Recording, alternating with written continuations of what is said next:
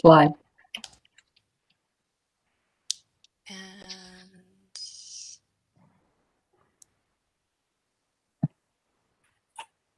yep, we're good to go. Okay.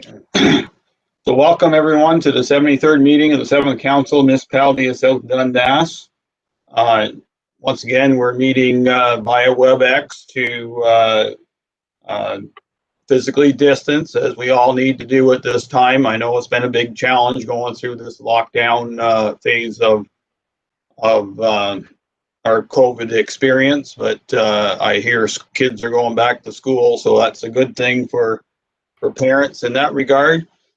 And hopefully in a little less than 2 weeks, we'll see where we land up and see what kind of normal will come back. I'd like to call for a roll call, please, Madam Clerk. Mayor Byvelds. We're here. Deputy Mayor Gardner. Here. Councillor Lewis. Here. Councillor Mellon. Councillor Wells. Here. CEO Garrity. Here. Treasurer McMillan. Here. Deputy Treasurer Mason. Here. Director Watson. Here. Director Heineman. Here. Director Lowy. Here. Director Morehouse. Here. Supervisor Merciless. Here. Okay. Okay, thank you. Confirmation of agenda. We'll start with Madam Clerk first. So under additions tonight, we'll have in camera, we'll talk about personal matters about an identifiable individual, and that'll be in reference to a committee member. And when we come out of in camera, we will add new business and appoint that committee member to the particular committee we'll be speaking about. Under discussion item, we will add stay-at-home order, and we'll talk about staff under that discussion item.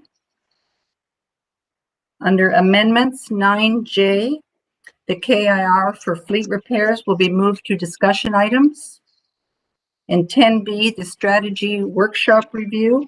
With council's permission, we'd like to remove that and add it to a committee of the whole so we can have a better discussion around that. Okay, so my first question to council is, all members of council okay with the strategy of taking 10B out tonight? Are there any objections? No. Okay, seeing none, then that's what we'll do. It'll be striked from the agenda.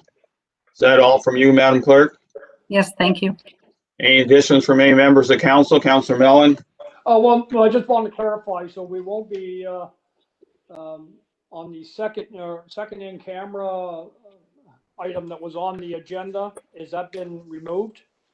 No, it hasn't. Oh, so there's two items on the in camera. Yes. Okay.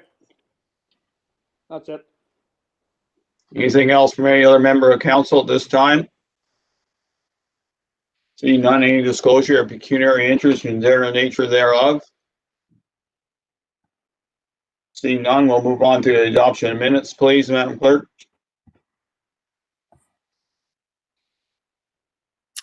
Moved by Councillor Lewis, second by Deputy Mayor Gardner, that the minutes of the 71st regular and in-camera meetings and the 72nd special meeting of council be adopted as circulated. Any discussion on any of that, of those minutes? Seeing none, all heard the motion. Those in favor? Motion, any opposed? Motion carries. Okay, tonight for a delegation, we have with us from South Nation Conservation, Sandra Mancini, concerning the potential partnership with the LIDAR acquisition project. So welcome, Sandra, to South Dundas. Good evening. Can you hear me well? Yes, sir.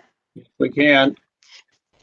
Okay, thank you very much for having us here tonight. Well, my name is Sandra Mancini, and I am the team lead for the engineering group at South Nation Conservation. Presenting with me is Rhonda Bouts, and she's the team lead for special projects at South Nation. So tonight we are bringing you an exciting opportunity for a partnership to obtain LIDAR for the remaining area of your jurisdiction, the area where you don't have it already. Next slide, Rhonda. So LIDAR stands for Light Detection and Ranging, which is a remote sensing method. A pulsing laser on the underside of a plane measures variable distances to the Earth by sending just a beam of light, and when it touches ground, it measures the elevation. So LIDAR generates an accurate topography. It is cost effective because as larger the area that we've flown, cheaper the price of the LIDAR is. Next slide. So sometimes people ask us, okay, but what about DRAPE? So DRAPE stands for Digital Raster Acquisition Project, Eastern Ontario. So DRAPE is a photography. It was collected through a collaborative funding partnership between municipalities, conservation authorities, the province of Ontario, and some federal departments. It is a high-resolution topography, and it can be used to determine changes in a land use, vegetation cover, or vegetation type, but it doesn't measure accurate elevations to the ground. So we cannot do the topography with a DRAPE. The slide shows the difference in precision between LIDAR and DRAPE. As you can see, the difference in precision is really high. So we can conclude that LIDAR is more accurate and it has another applications. Next slide, Rhonda.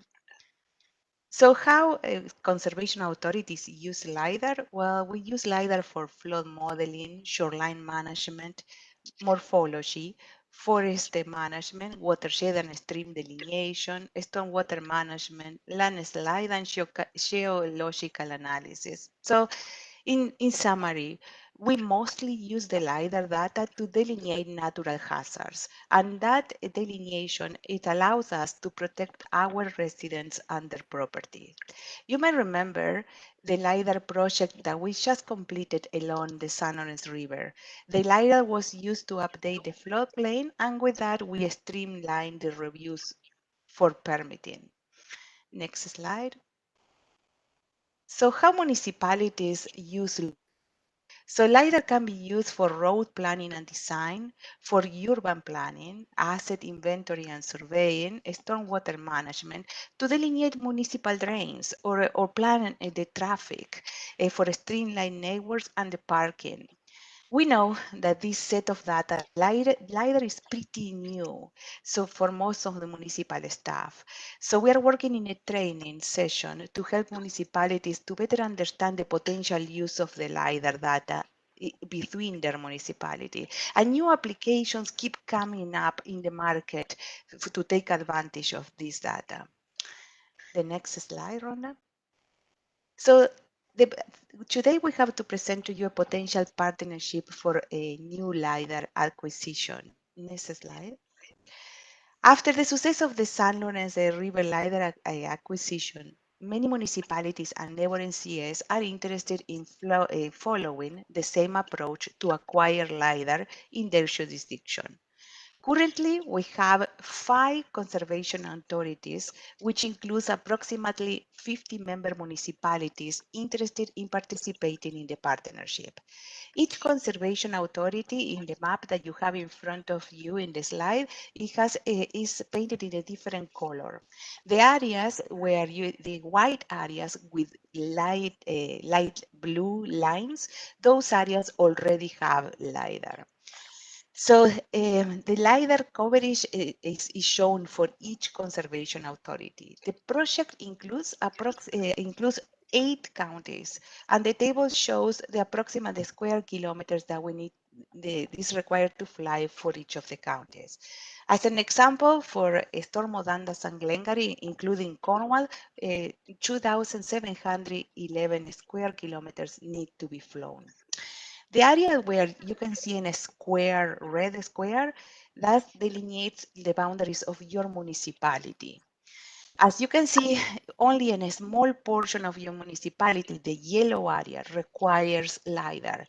The remaining, it has been already flown during the San Lawrence project. So now I pass it to Rhonda. She is going to speak specifically of your municipality. Thank you, Rhonda. Sandra, and good evening. So this is just a closer look at that same map zoomed in on SD&G counties again in the red line delineating your municipality.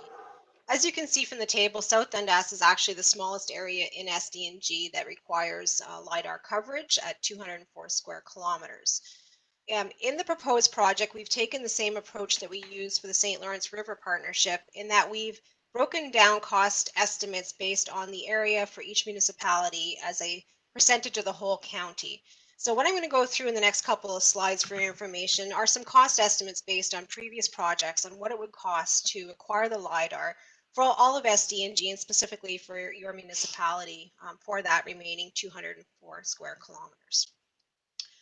The areas on the map in the darker yellow are the areas of SD&G that are in the Raisin Region Conservation Area, and then the lighter yellow areas being within South Nation Conservation's jurisdiction. And there's a very small tip corner up in North Dundas that actually falls into the Rideau Valley Conservation watershed. So based on previous LIDAR acquisition projects, we do know that the larger the area we fly, as Sandra mentioned, the cheaper the cost. So if we were individually to go out and actually pursue LIDAR acquisition in our smaller areas, it would actually be a higher cost at an estimate of around $175 per square kilometer. And that is the cost of putting the plane in the air, gathering the data, and then having the vendor produce the digital elevation model, which gives us our elevations and contours that we use for doing the different activities that Sandra described. So there is definitely advantages to doing a bulk purchase and to partnering with others that are interested in acquiring data in the same area. The cost can drop to anywhere between $70 to $100 per square kilometer is our estimate based on that five conservation area authority interest in acquiring LIDAR. So $70 per square kilometer, assuming all five conservation authorities and all of their municipalities are in, and closer to $100 per square kilometer if there are some areas that opt not to participate. We also wanted to mention an opportunity that came up late in the fall. The National Disaster Mitigation Program opened an intake 6 under their funding program, and we submitted a joint application just before Christmas. South Nation partnered with Rideau Valley and Mississippi Valley Conservation Authorities to submit for two projects that were linked, one being the acquisition of the LIDAR data in our watersheds coupled with a flood risk analysis. If we're successful in receiving funding through the National Disaster Mitigation Program, there is an opportunity for us to bring those costs down to approximately $66 per square kilometer, with that 50% cost share funding coming from the National Disaster Mitigation Program. Of course, we are still waiting for the results of that funding, and we probably won't know for about another 4 to 8 weeks, depending on the federal review schedule. So what does that look like for each of the municipalities in Stormont, Dundas, and Glengarry? The top line is for South Dundas.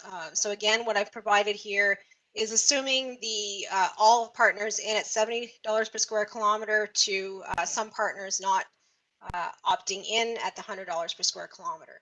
And if you're looking at the 204 square kilometers, you'll notice that the math at times $100 per square kilometer doesn't seem correct. The reason why it's only 11.5 is because we actually have contributions potentially coming from the SD&G counties at the county level, as well as both conservation authorities. So we have budgeted for acquisition of LIDAR in our areas. These funding acquisitions are dependent on our budget approvals. So South Nation has approved their 2021 budget, so our contribution to the project is confirmed for 2021, and we're waiting on confirmation from Raisin Region and the counties on funding contribution from their end. That allows us to distribute their cost share across the municipalities and bring your individual lower tier costs down from that $100 per square kilometer at the high end. We also have the city of Cornwall that's interested. They have a very small area of 62 square kilometers, and they're budgeting to cover that 100% for their area. I would note that because of the size of the area that we're flying, we are looking at a 1 to 2 year project. So that allows us to be able to distribute contributions from partners over 2 years. So if there's an interest from the municipality in participating, we can actually do payment over 2 years if it helps in the budgeting process in 2021 and in 2022. Also of note, again, is that National Disaster Mitigation application that we submitted. Again, if we're successful in receiving funding, we can bring that cost down to around $5,600 for your municipality. These again are best estimates based on previous projects. We're in the middle of right now preparing a public tender. So we will be going out to get actual quotes from vendors once we have an idea of the total area from our partners. Once we have this actual quotes in from vendors, we'll be able to refine these numbers and give you sort of a final range. So right now, these are the best estimates we have based on our previous projects. So our next steps are meeting with our municipalities as we are with you tonight and confirming whether the municipality is interested in participating in this larger 5 Conservation Authority multiple municipal partnership. We're hoping to hear back from our municipal partners in the next couple of weeks. This will help us when we're finalizing the request for quotes to vendors to know the area that we'll be flying. We will need a resolution by council around mid-March. Again, by that time, we will have a better idea of actual costs based on the quotes coming in from vendors. Once we have everything in place, we'll get the agreements arranged between all of the partners, and we will look to fly the LIDAR over the next 2 years, again, starting this spring. So that is a quick summary of the project, and Sandra and I would be happy to answer any questions you may have. Well, thank you, Sandra, and thank you, Rhonda. I didn't know if you were there or not, but good to see you here.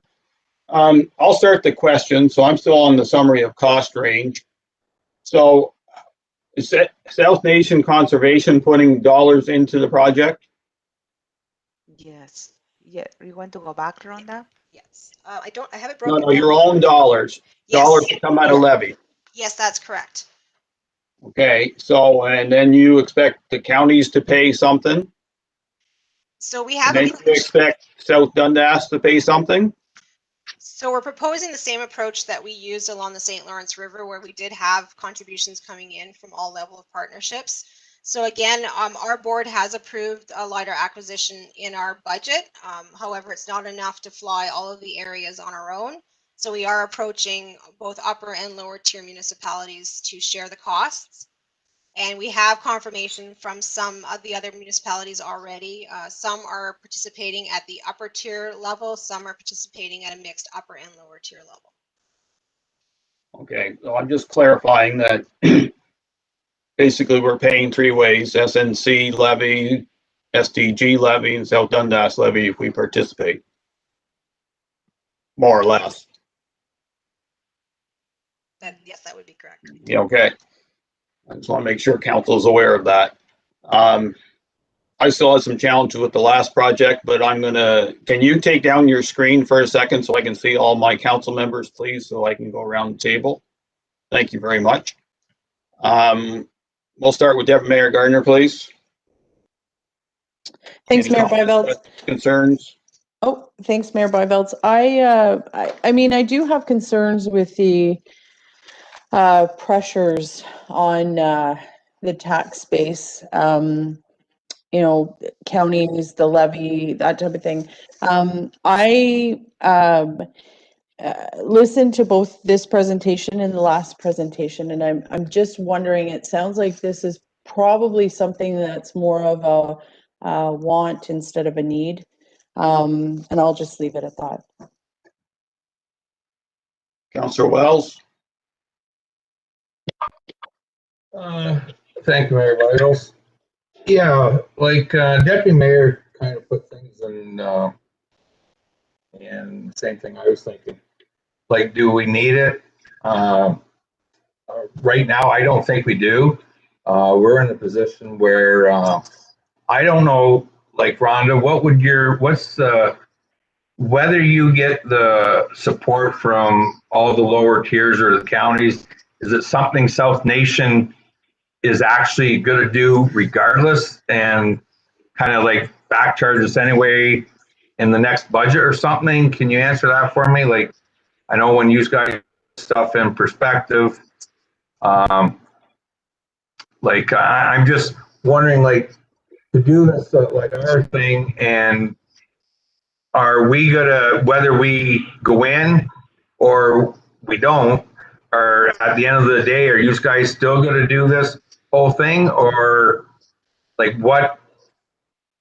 Like I just, it was a very good report. I understand everything, but I'm not understand what it is for the municipality if we intend to participate in it, that what's going to benefit us, like as far as like seeing drainage ditches, like we can Google Earth for all that stuff if we wanted to, hypothetically. But I just want your intake, like, are you going to continue this, whether anyone supports it or not? My question to you. So we have budgeted for LIDAR acquisition. The amount of coverage that we fly will be dependent on budget available. So we can't ourselves fly the entire county. So we will have to scope the flight to the available budget. So it will depend on the other 4 participating conservation authorities and their municipalities as well. Because again, the size of the area is going to dictate the cost per square kilometer. So once we know how many partners are in, and once we have a quote based on that area, then we'll have to scope to the available funds that we have. So we may fly some, but not all. So the way I'm taking this is something that South Nation thinks going to help with all their, like the watershed and all the whole line of stuff that you guys, you put in your report. I'll help you with your reports on everything, I guess. Like, I'm just not, like, for us as a municipality to, like, going back to Deputy Mayor saying about a want or a need. So I'm going to let it go around the table. I'm not against it. Councillor Mellon will probably fill in and he'll know a little more on it than that. And we'll go from there and might have comments later. Thank you. Councilor Lewis? I kind of agree with my colleagues. I think it's more of a want than a need. I think that the council in South Dundas are going to have a very difficult time this year with our budget. There's not a lot of money out there, and to say that I'm for $11,000 at this time, I don't believe I am. Because I think that we are going to have a very difficult time whenever we come the 23rd and 25th of February, trying to figure out what we're going to do and when we're going to do it. And I think that's where I'm going to leave it. I think it's more of a want than a need myself. Thank you. Councilor Mellon? Yes, thank you, Mayor Bonneville, Rhonda and Sandra. Yeah, the cost broke down the way it is if everybody goes in it is somewhat attractive. To me, I gotta see where there's going to be cost savings or benefits to the residents by doing this to be able to make this really work. Basically, the area that we're talking that isn't got LIDAR is but where I'm sitting my butt right now, and I've been trying to brainstorm to see where that benefit would be. And on municipal drains, could you clarify how LIDAR would assist us in municipal drains? Because I don't see how it would, because we'd have to go by engineers' reports and news. So how do you, I don't know what page it is, on page 21, how municipalities could use LIDAR, and the one is municipal drains and traffic planning, and there's other ones in here. So there's got to be something in here showing us that there's cost savings and benefits for us to go ahead and spend that kind of money on top of what the levy from South Nation's already paying into, or the levy that we paid into it through South Nation and the county portion. Can you explain how those things are going to work? Yeah, I think there is advantages for everybody, and it's not just advantages for South Nation. In the case for the municipality, and when we talk about municipal drain, so when you have to do a municipal drain, the drainage, the engineer needs to go out to survey where the municipal drain is going to be. In this case, they will have exactly the cross section of the stream when it is flown. It will be very similar to when we do floodplain mapping. So he will be able to see where the stream is located and exactly the cross section of the stream. So they will not need to go into the field. It's very easy to see how it looks. I just wonder, would you be able to translate or move that into the next level, updating? And that's maybe a question you can't answer. Our assessment schedules for, I don't think that would be any assistance in that. Okay, I think this is a discussion we're going to have Mayor Vivel's probably afterwards, and the possibility of, stretching this out over 2 years is somewhat budget-wise for South Dundas is somewhat attractive, but also without knowing the exact number that we're looking at, it's a little hard for, well, I'm a little right now to try and, figure out what when we go into budget, what we're going to pay. And when it comes right down to it, that's the $64 question. And, without knowing if ever, what the total number is, and you're looking for, I keep losing my screen here, sorry. We confirm our participation by February 19th and provide a motion from council by March 12th. I'd like to have that confirmed funding and final cost allocations before we get to number 1. So I'd like to have number 3 before we have number 1, but that's maybe just me. Could I add something, please? Yep. So today we received notice from the National Disaster Mitigation Program. I got an email.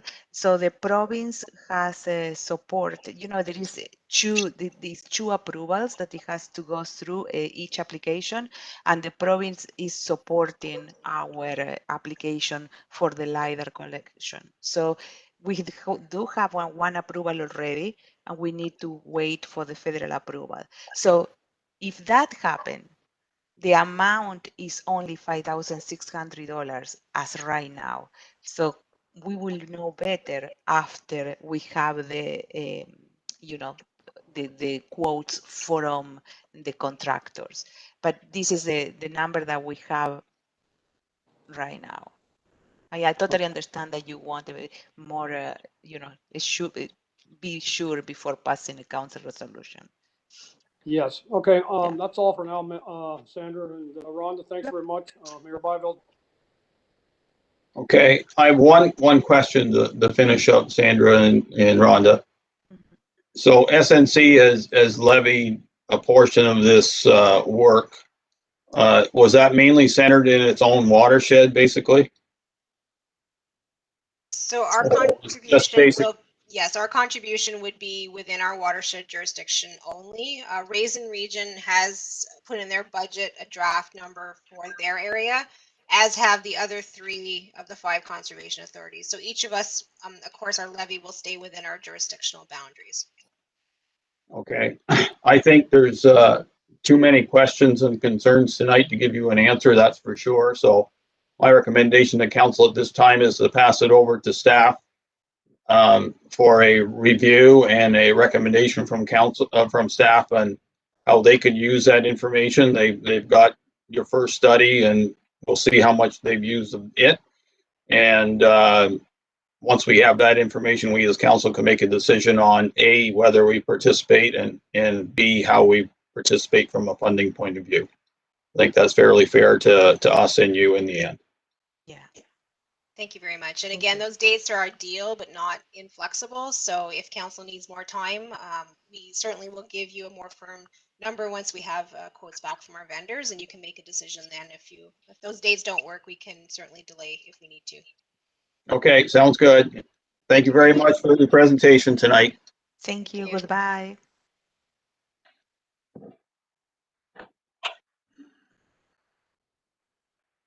Okay, moving on to our action request items. First one is ES 2021-02 Morseburg Golf Course fence update. Moved by Councillor Wells, second by Councillor Lewis, that council accept report ES 2021-02 to approve the proposed black chain link fence design provided by the Morseburg Golf Club for the barrier between the Morseburg Golf Club and the Morseburg Beach. Austin, welcome. Thank you, Mayor and Council. This report is to provide an update on the Morseburg Golf Course fence. The Morseburg Golf Club is proposing a fence design similar to what is currently at the dog park.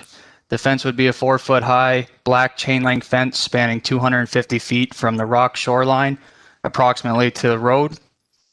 The Morseburg Golf Club has advised staff that they would be willing to cover all costs associated with removing the existing fence as well as installing the proposed fence. In addition, the Morseburg Waterfront Committee has budgeted for the installation of landscape boulders and trees along the fence to create a natural barrier in that area. If council has any questions, I'd be happy to answer them at this time. Thank you. Comments, questions, concerns? Deputy Gardner, please. Sorry, Mayor Royvald's toggling. Thanks, Austin. I like the fact there's a bit of a partnership. It sounds like by putting up the fence and then having the waterfront committee do some natural landscaping, you'll have a fairly robust boundary, which sounds like hopefully it'll solve some problems. So thank you. Councilor Wells.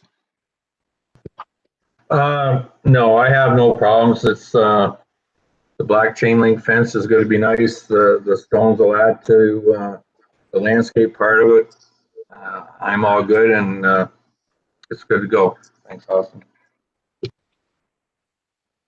Councilor Lewis. No, I have no questions. I like the black chain link fence. I think it will look pretty good there, and the boulders will definitely set it off for sure. Thank you. Councilor Mellon. No, it's a good plan. As far as signage goes, along the road by the beach and by the fence, between the boundary between the golf course and the beach, I think will there be signage there too, also to indicate that don't go across the property, or I don't know, some kind of signage, and down to the water. Sometimes you got to have a good water fence to keep the cattle in. I'm just worried. I think we need signage down there to make sure that the people just don't walk around the corner of the beach and up onto the green on I guess that would be number 8, or that green along there. Just some extra signage, I think, would go a long ways if there's not some there now or not some planned. Austin. So through you, Mr. Mayor, staff can look into putting signage up, and we can also communicate with the Waterfront Committee as well as the Morseburg Golf Club that where they feel as though signage would be best suited given the amount of tourism we had in that area last year. Okay, well, I'm good with it. I'm really glad that the Morseburg Golf Club has made a partnership with South Dundas on this little piece of land and getting the fence up, and I think it's going to be a very worthwhile project for 2020. Anything else from any members of council at this time? Seeing none, all heard the motion. Those in favor of the motion? Those opposed? The motion carries. Next one, ES 2021-03, Matilda landfill expansion. Moved by Deputy Mayor Gardner, second by Councillor Wells, that council accept report ES 2021-03 to direct staff to proceed with executing a new design for the Matilda landfill with the 40,000 cubic meter expansion on top of the existing waste mound, and that council direct staff to execute an amendment to the existing environmental compliance approval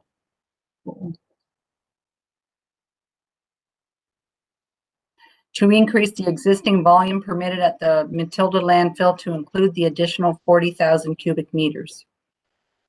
Danielle? Thank you, Mayor and Council. So before you this evening is a report about the Matilda landfill. So every year we give an update about the Matilda landfill's capacity. So in 2020, we brought a report to Council early on where we estimated we had about 2.6 years left of capacity. And every year we usually do a volumetric scan. So a volumetric scan is a scan over top of the landfill that looks at capacity. So it looks at the existing layer of garbage and then it compares it to the previous year's height of that garbage.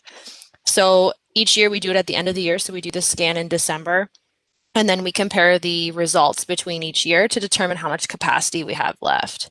So in 2020, Matilda landfill accepted 7,267 cubic meters of garbage, which is significantly larger than our past history. So it's about a 20% increase.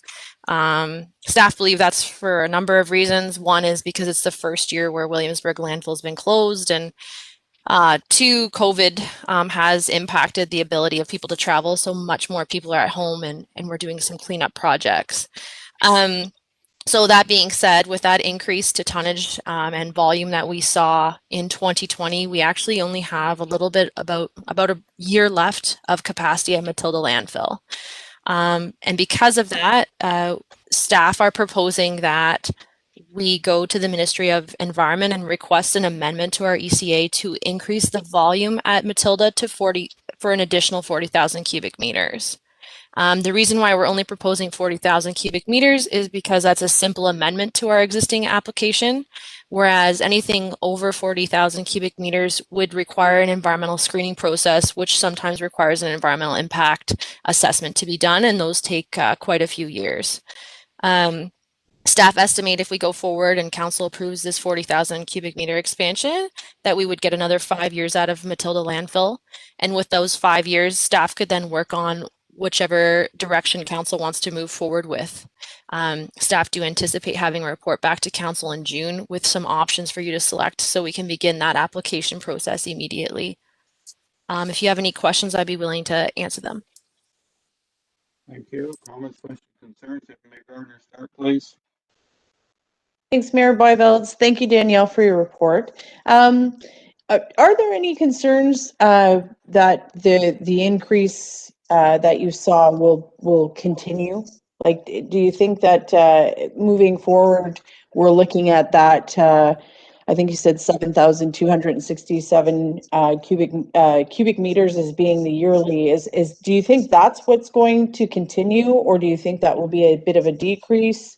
I know you don't have a crystal ball, but I'm just thinking with this that if we do this for the 40,000 cubic meters, I still think, even though it buys us 5 years, I still think we should get pretty aggressive with diversion programming. And for this, I'm okay with, it sounds like the 40,000 is the way to go, because it's, as you mentioned, it sounds like just less paperwork. It's a little easier. But my thoughts on this is our diversion it should be fairly aggressive, so we get people used to diverting as much as possible. That's really my only comment. I'm fine with your report, but I do hope that it's, if we do this, we do aggressive diversion and aggressive education program. So through you, Mr. Mayor, so we have in the 2021 draft budget, council will see that there are quite a few diversion efforts coming up for discussion. Two of them being fairly large. We do have a furniture diversion program where the furniture is being taken away and recycled at a facility in Montreal. And then we also have a construction and demolition waste recycling program that we're proposing, which would then be taken to a facility in Ottawa, which we discussed in 2020. So both of those things are in the 2021 draft budget. So we do hope that we'll have a little bit over a year left at Matilda with those diversion programs. And then with this additional 40,000 cubic meters, we'll have hopefully more than 5 years as well. Perfect. Thank you. Councilor Wells. Thank you, Mary. Mayor. Thanks, Danielle, for the report. I agree. Like, the 40,000 is the route to go, because at the end of the day, we're not going to get the 100,000 square meter expansion or whatever that we anticipated before. Reality is going to set in that we're just buying time, what I think, and we need this 40,000 to in your report about our transfer station. I didn't think it would take 4 or 5 years to get approval for that, but apparently that's how long it takes. So I think this is the best route for us to take. Diversion is, like Deputy Mayor said, it's a good thing. I think another thing I think your diversion too now, I believe we're not throwing the mattress, like bed mattress, in the landfill. So that's another diversion added on to the construction material and the other stuff. Yeah, it's a hard thing to what we're going through here, but I think you got it down pretty good that this is the route we're going to take. Diversion. The transfer station is, as far as I'm concerned, whether it's this council or next council, it's coming. At the end of the day, we have no choice. So this will give us time to prepare, have staff prepare a good report to go about the cheapest way to get this transfer station here. Whether we transfer garbage ourselves or we hire some company to take it out, there's lots of options. I figure there is. So, I think that's all for now, Mayor. I think it's something we need to do, and then we'll go from there and see how it goes. Thank you. Councilor Lewis. Very good report, Danielle. I love the 40,000 extra. I think we start there, then we have then we can figure out where we're going down the road in the next 4 or 5 years. If it's you know, one way or the other, the 100,000 cubic meters of landfill or whatever. But yes, a good report, and I think we should get at it. Thank you. Councilor Mellon. Yeah, thank you, Mayor Byvelds. Yeah, I guess, you know, we only got a year left, and this is, you know, every time we seem to circle back to the landfills, we have less and less time. There's something else has come up, and now we're down to a year left. Basically, we're not in a position right now to do anything other than to accept this 40,000 cubic meter expansion, because we only have a year, maybe a little more than a year, another 5-6 years. You know, and Deputy Mayor Gardner has mentioned already that, you know, is this a one-time thing? But I think we got to probably plan for the worst and probably think this. And, you know, there's a lot of other things we can do. I think, you know, diversion tactics and, you know, education, the whole bit. But I think we need to, I wish we had a better, I guess, a plan, you know, that we didn't have these things jumping out at us every once in a while. You know,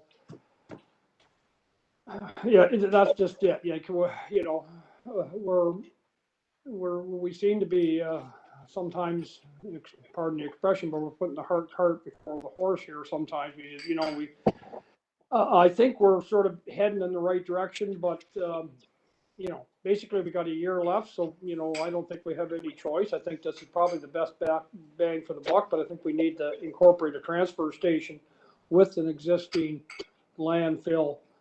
If we get that 40,000, I guess, Danielle, my question to you is, maybe this is the farmer into me. How many times can you apply for the $40,000 cubic meter amendment? Is this a one-time shot for that? Apply for that 40,000? So it's not.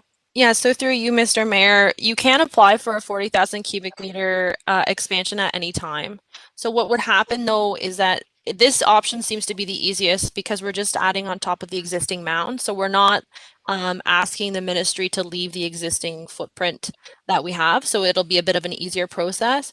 However, if we request another 40,000 cubic meters on top of that 40,000 cubic meters we'd be applying for this year, the slope would not meet the requirements by the ministry. So it would meet the 4-to-1 slope. So we could certainly look at other options. We might be able to expand the 40,000 into another area of existing footprint somewhere.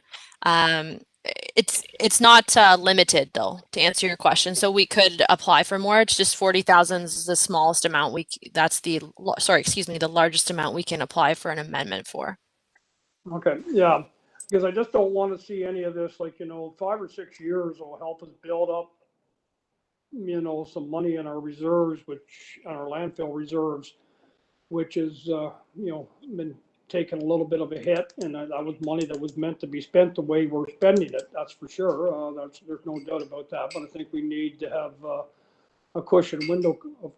time window cushion here to get our money in that reserve built back up for different things. So, yeah, go for it. Okay, so my comments are, I thank Danielle for the presentation and the thinking outside the box that we can, expand the landfill in this regard. And referring to Councillor Mellon looking for perpetual 40,000, you'll have a pyramid back there eventually, so I think that's going to stop. But what I don't want to see, like I have no issue with going for a $40,000 expansion. It makes logical sense at this time that we're running out of time again. And and whether it's us or somebody in the past that we haven't had the foresight to figure this all out beforehand, but we're in the position now to come up with a solution. I do not want this to be a crux for a solution for us as a council and staff. I think all of us, especially myself, when we ran in 2018, said we would fix the landfill problem in South Dundas because it was escalating significantly then, and at that time we had 2 landfills to deal with yet. So I do believe, and I strongly believe, that this summer we will make the decision one way or the other, where it's a transfer station, which seems probably to be the logical, but I don't want to, foretell it, or a landfill expansion. We need to do something in that regard, and my vision of that is that this council will make that process firm, and by the time the end of 2022 comes along, it's be too far down the road to reverse. I think, it's something we all ran on. We said we'd fix the issue. Let's do that. Let's not use this as a crutch. Anything else from any members of council on this? Seeing none, all heard the motion. Those in favor? Opposed, if any? Motion carries. Thank you, Danielle. Next one, ES 2021-04, composting collection and management options. Moved by Councillor Gussie, second by Councillor Lewis. The council accept report ES 2021-04 to approve the management of leaf and yard waste through the utilization of a private waste hauler collecting materials from specialized preset daily drop-off location within the municipality 3 times a week for 6 weeks in 2021, and that council approve the locations of the single-day drop-off locations to be at 10 Boat Street in Iroquois and 5 Allison Avenue in Morrisburg, and the drop-off days alternate between the 2 locations to service both areas equally. Danielle again, please. Yes, thank you, Mayor. So this is the report that we've brought back now with another option for council to consider. There's actually 3 options in this report. However, we're recommending 1 option for council. So we did look at a few other options. We've been through quite a few alternatives as well with the composting situation in South Dundas. So with the Morrisburg composting facility closing and the Iroquois one operating without an ECA, we have spoken with the ministry and some stakeholder groups and gotten some feedback about what would work in South Dundas. So staff are recommending that the municipality offer depot days where the bins would be set out in the two areas listed. So at the existing composting site in Iroquois and at in Allison Avenue in Morrisburg. So those two places would have a day, so it would be a week, and then 3 times that week there would be bins placed out where residents could drop off their leaf and yard waste materials.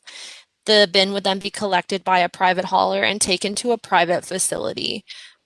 So staff did include the pricing for this option in your report. So we're looking at about $18,000 for this work to be completed. It could fluctuate depending on how much leaf and yard waste material we do receive, because we do have to pay a per ton price at the private facility that we're utilizing. However, this is a fairly similar price to what we were paying in 2020 to manage the leaf and yard waste. Staff feel that this is the best option given that it doesn't increase the tax levy and it does offer a similar level of service. It also allows for both service in Morrisburg and Iroquois, our two urban development areas. And staff feel that in 2022, we could revisit and see if more weeks or less weeks are needed based on participation. The private hauler is fairly flexible with the days that we can choose and the weeks that we can choose as well. So we feel that it will be best moving forward if this is the option that council chooses. I can answer any questions that council may have. Okay, thank you for now. Deputy Mayor Gardner, please.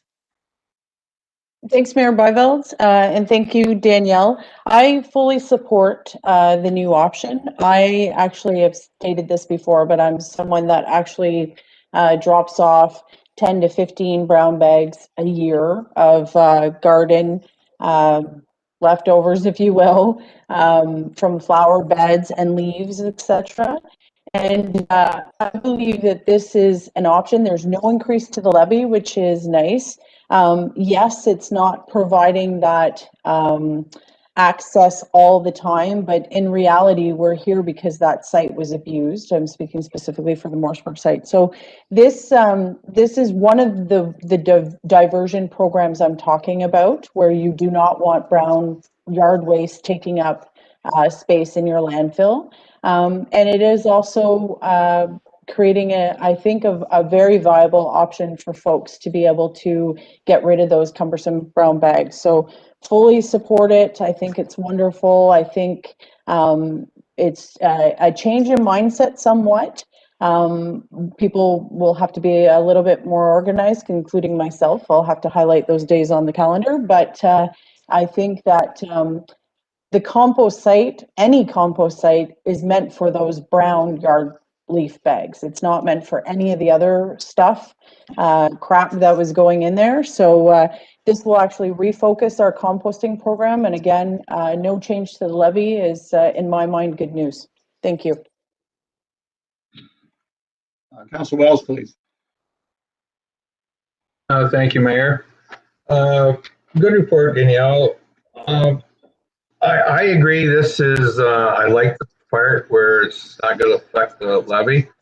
And as far as giving back to what we're taking away from the urban part, like Morrisburg and Iroquois, for the amount we're paying, I think we're getting a good bang for a buck. It's hard to get the urban people to drive to Matilda because they've had it so good here for a long time, not like us out in the country where we can take care of our own. So I think closing the compost sites that we have, we're giving back to the urban part of the community.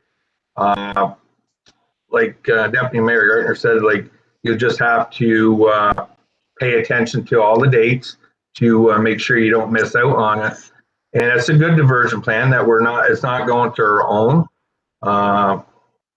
Again, as far as going to the brush and all that, which can be taken as much brush as you want for a $10 burning thing or a $5 thing at the Matilda dump for as far as burning brush and stuff goes. So I think personally myself, it's the best option we have as council to offer to the citizens. And hopefully at the end of the day, they enjoy it because as we know, we're not licensed for the compost site. So I had a question about that. Like how all the years we had that, Danielle, like did the Ministry of Environment just call us up one day and ask like about the compost, or how did that come apart that they found out? Or not saying we're trying to hide anything, but I just wondered how it came about all the years we had it, and all of a sudden it's boom, they know about it. So through you, Mr. Mayor, the Ministry of Environment learned about the compost site in Iroquois and the compost site in Morrisburg because of a development program that's going on in the Morrisburg Business Park. It was partly that, and also partly they did receive a complaint about illegal dumping. So what happens is illegal dumping is a provincial matter; it's not a municipal matter. So when a complaint is filed with the Ministry of Environment of illegal dumping, they investigate it. And because the illegal dumping was on a municipal piece of property that we were advertising as a composting facility, that's where we got into a little bit of trouble because we don't have an ECA to operate a composting facility. And that facility doesn't meet any of the ECA requirements either to operate a composting facility. So that's where we got caught there. So to put things in a nutshell, it's a bad apple that abused the compost for the reason we got caught. If everyone would have did their due diligence, we still would be offered. But at the end of the day, it's not done legal. So we gotta continue on, take further steps. So I think this is the best way to take to go about it. It doesn't cost taxpayers any more money, and they're both urban. Morrisburg and Iroquois has the opportunity for to dispose of their garden and leaves. So I think it's a good thing. Thanks, Danielle. Councilor Lewis. Yes, Daniel, I do support this. I think it's the best one yet, and of course, it doesn't affect the levy. But whenever I read this report, so if I'm not mistaken, we put a bin in Iroquois and Morrisburg on the same days. Or is there different days? Like the way I read it, I thought they were put there on like it was Tuesday, Thursday, Saturday. But is that not the way it works? Yes, so through you, Mr. Mayor, what we would do is we would have bins there on the days the landfill is closed so that we could utilize landfill staff and have them supervise the compost drop-off days. So right now we're looking at Wednesday, Fridays, and Saturdays. So we would use the existing staff so we wouldn't have to pull anyone from anything going on. And what we would do is drop bins at one location for those days and then for 1 week and then switch to the next town the following week. So 1 week would be Morrisburg on Wednesday, Friday, Saturday, and then the following week would be in Iroquois on Wednesday, Friday, Saturday, and we would do that for 6 weeks in the year. So it'd be 3 weeks in Morrisburg and 3 weeks in Iroquois. Okay, thank you. I just need a little clarification on that one because I seem to be a little confused whenever I read that part. No, I think it's a great idea. We're giving something back to Morrisburg and Iroquois. Of course, there will be somebody still upset, but that's the way it goes. I think it's a great idea. Thank you very much. Councilor Mellon. Thank you, Bibles. Danielle, just clarify me. So we're not making Matilda into a compost facility. We'll be taking it to a private company, private location, correct? Correct. So there would be no composting facility at the Matilda landfill at all. So therefore, we wouldn't be utilizing any funds from the levy to fund a ECA application for a composting facility. It would just go straight to the private company, which we're using is in Moose Creek. So it's the GFL facility there. They have a fairly large composting facility there. Okay, that's sort of what I was getting. I think Councilor Wells sort of maybe already touched on this. As far as trees, branches, whatnot that people want to clear up, that can still go to Matilda as a, and have to pay the whatever fee are applicable, but that would still be handled at Matilda, right? Yes, through you, Mr. Mayor, that's correct. So we would still handle brush at Matilda. We would not be able to put brush in the composting program. It's just not accepted. Okay, I have no problem with this. I'm not sure if you're recommending that bottom line, the composter fee. I sure am blazing for us buying people composters, and when we get around to that, I thought this whole exercise was to get the dumps, our landfills, our compost, whatnot, on a cost recovered basis. So I don't think any of this money should be covered under levy. It should be a user pay system. You buy your bag for whatever it is, and there should not be, and if you're saying no change to the levy. So I'm taking, we're spending over $18,000 last year, probably the year before too, but this should not be coming on the taxpayer's levy. This should be a user pay system. You pay whatever you need to pay to get your compost hauled away. That I won't support it on that basis alone. It's just got to be a user pay system. So yeah, through you, Mr. Mayor, this is proposed to come from the levy. The composting program has always come from the general levy. So if council would like to examine a user pay system, staff would have to go back and look at how that would, how we would structure that and how we would apply that to the residents that are utilizing it. And supplemental, if you will, Mayor Byvelds, that I thought, we were wanting to make our compost, our facilities, our whole landfills, cost recovery. And I'm not in favor of spending almost $19,000 so people have a place conveniently to get rid of some bags of compost. If you want to compost that badly, you'll pay the $5 a bag. I won't support this if it's coming on a tax levy, because it's Iroquois and Morrisburg that have got used to this, and I appreciate that. But it's everybody else that has, never utilized the compost facilities back here. I'm sorry, I'm not going to pay out of my tax levy, and I don't think anybody back here wants to pay anything out of our tax levy, so that somebody has the convenience factor of getting rid of their compost. If you want to get rid of your compost, that's fine. It costs you $2 a brown bag or whatever it costs, but I will not support it as long as it's coming under taxation. Okay, so before we move on to the two waiving counselors, I will say my little bit and then we'll go on. I take note of your objection, Councillor Mellon. If you feel strongly in the end and you get somebody to second an amendment to the motion, we can do so. However, I would not support it. I think Danielle's come up with a solution that, as much as it's costing us some money, it's not costing us any more than we are already spending. This is a significant change in South Dundas, and I think that's, if we're going to go down the road of charging for compost, and I'm not saying we shouldn't someday, but at this time, I think, as I said, significant change. And if we go to a transfer station and do some other things at the Matilda site or any other site in South Dundas, maybe that is the time we go and figure this out a little bit better. As for the option, I think it's a good option. As some of the members of council have stated, it's not perfect. Currently, we have a free-for-all in Morrisburg and a very organized and very structured place in Iroquois. And, they had been running unlicensed, whether we like it or not. But every once in a while, if you want to change things, you got to smarten up. And we as municipality have to do things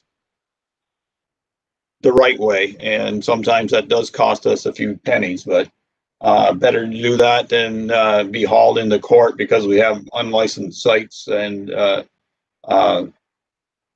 potential of especially the Morrisburg site being near a wetland to contaminate that wetland or the drainage area. So I'm good with the option. I'm also good with the accepting branches at the Matilda landfill free of charge. I think that solves the other headache we have. And I know we have instituted a $10 fee, but if someone comes in with branches, it's a clean material, then I think free is a good place to be. If it's garbage, then it becomes a chargeable item. There's no doubt about that. But is this a change? Sure, it's a change. But I think we're giving something to our residents that makes sense for us as South Dundas, and I think is extremely cost effective.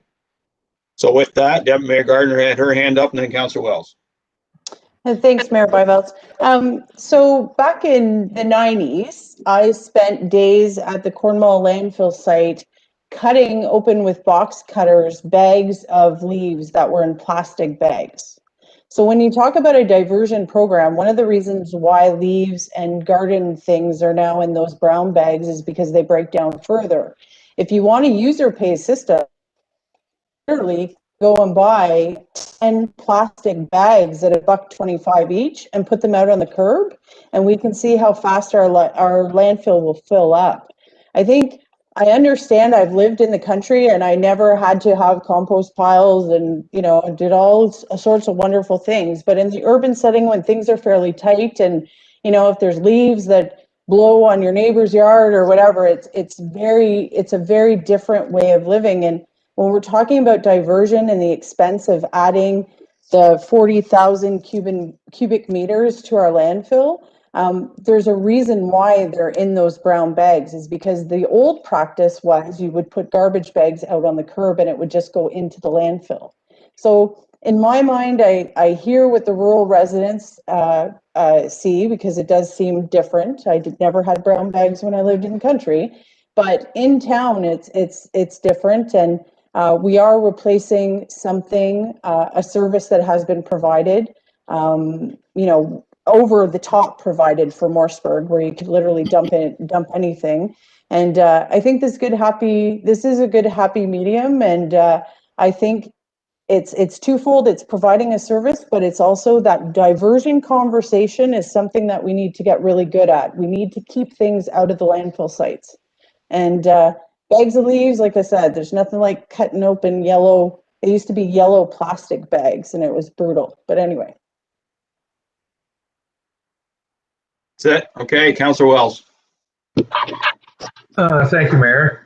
To put things in perspective, like I agree with Councillor Mellon. I wouldn't want to see extra money coming out of taxpayers for urban stuff. But in reality, if we actually had Sarah put a spreadsheet out on what it actually costs us for removal of people abusing the compost sites, having, like, we've taken burn units in there and burn wood that people's dropped off. Just, there's a list. Us removing the compost, taking it to our landfill sites to use it for cover or whatever.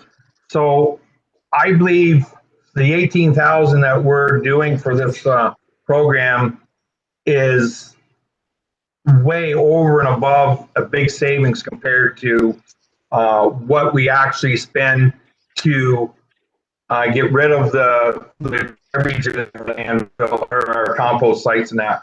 And like I said, I agree with Councillor Mellon. I wouldn't want to see, like, I always agree with cost recovery or user pay system. But at the end of the day, when it's all said and done, I believe we're actually saving a lot of money by doing this compost removal. It's going to a different site. So there's your diversion. And to the mayor's statement about bringing the wood in free, which I totally agree. If a taxpayer wants to bring in a load of brush, by all means, bring it in as free of charge. But what I would want to see and should be done is, if a tree company comes in with a dump trailer or a large truck, there should be an actual fee for them, which we can discuss later, how we're going to, whether it's by the square yard or whatever, by the size of the trailer. That should be addressed, because they're getting paid to get rid of that. So whether we have to push it with our loader, move it, burn it, we have to get rid of it. So at one point, any company that brings something in will have to be charged. It's not free to bring brush in. As far as residents go, I have no issues with that. But if you're running a company, you're definitely, if you want to bring it to our landfill, have it burned, you're going to pay to get rid of it because you already had it in your cost. So that's about the only way I would go about it. And if it's all right, Mayor, if it's all right, can I ask one question, Danielle, about our tipping fees that was brought to my attention a couple weeks ago? It's a very quick question. If not, we can leave it till we have our committee of whole meeting. Yeah, we're gonna leave that, Council Wells. This is specifically to this motion. Okay. Okay. That's fine then, Mayor. Yeah, like I said, at the end of the day, I believe we are saving money. It's a good system with this, taking it down to another site. And as far as charging for companies that bring in to get rid of big loads of stuff, they should be charged accordingly. Thank you. So I'll ask Danielle on that specific. I do agree with Councilor Wells on large tree removal companies having to pay. So what is the current system or proposed system for that?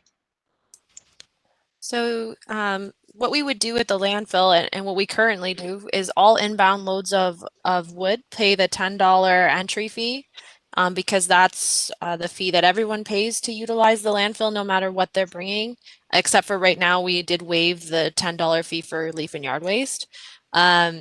What a company we could it would be very difficult. I'll be honest with council that sometimes trailers come in and people will say that it's from their homes and they are running a company.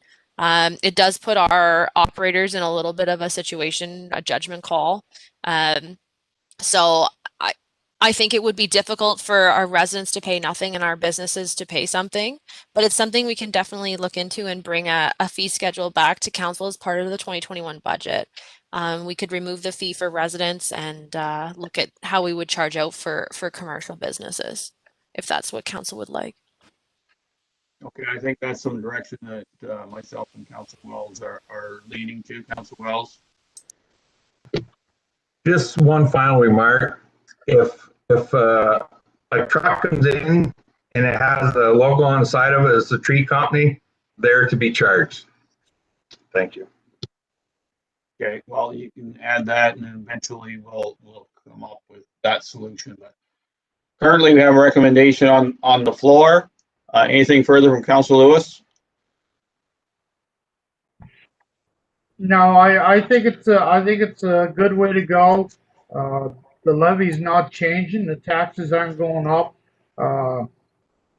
And I also agree with Councilor Wells and you, Mayor Bivels, because I've seen in the compost site in Morford, many tree service businesses dumping their loads down there. So if they bring a load into the dump, I do believe they should be charged. It's a little bit different than residents of South Dundas. Thank you. Councilor Mellon, anything further?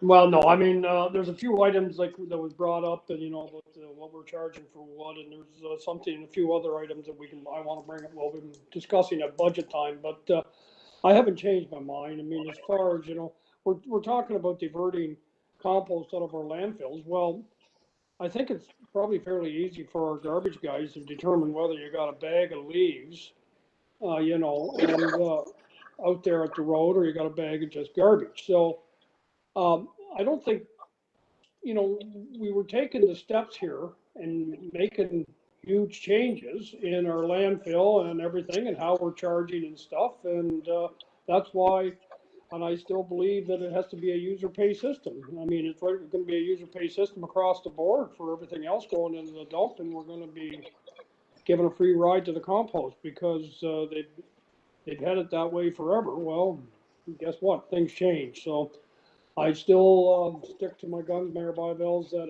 it should be a user pay system, and I won't support it unless it is. Okay, do you want to propose an amendment to the recommendation? You're on mute, sir. Thank you. Yeah, I'd like to make the recommendation that we make the council be a user pay system where the price is buy the bag, the brown bag, and it's included, and that gets them to haul it away. But it should be a user pay system.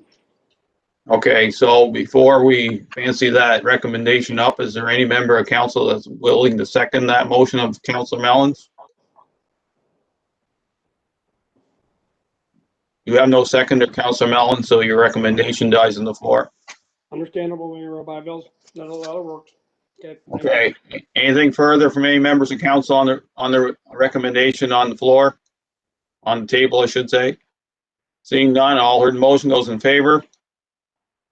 Those opposed? Motion carries.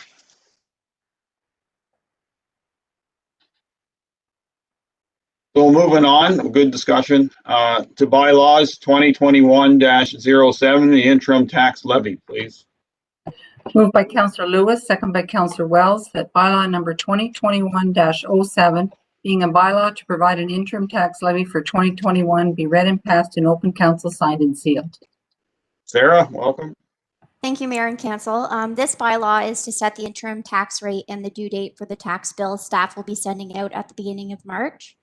This tax bill will be calculated based off of 50% of 2020's taxes. The due date will be March 31st and will be due in one installment. I can answer any questions Council has. Any comments, questions, concerns on this bylaw? Seeing none, all heard the motion. Those in favor? Opposed, if any, motion carries. Thank you. Next one, 2021-08 is procedural bylaw update.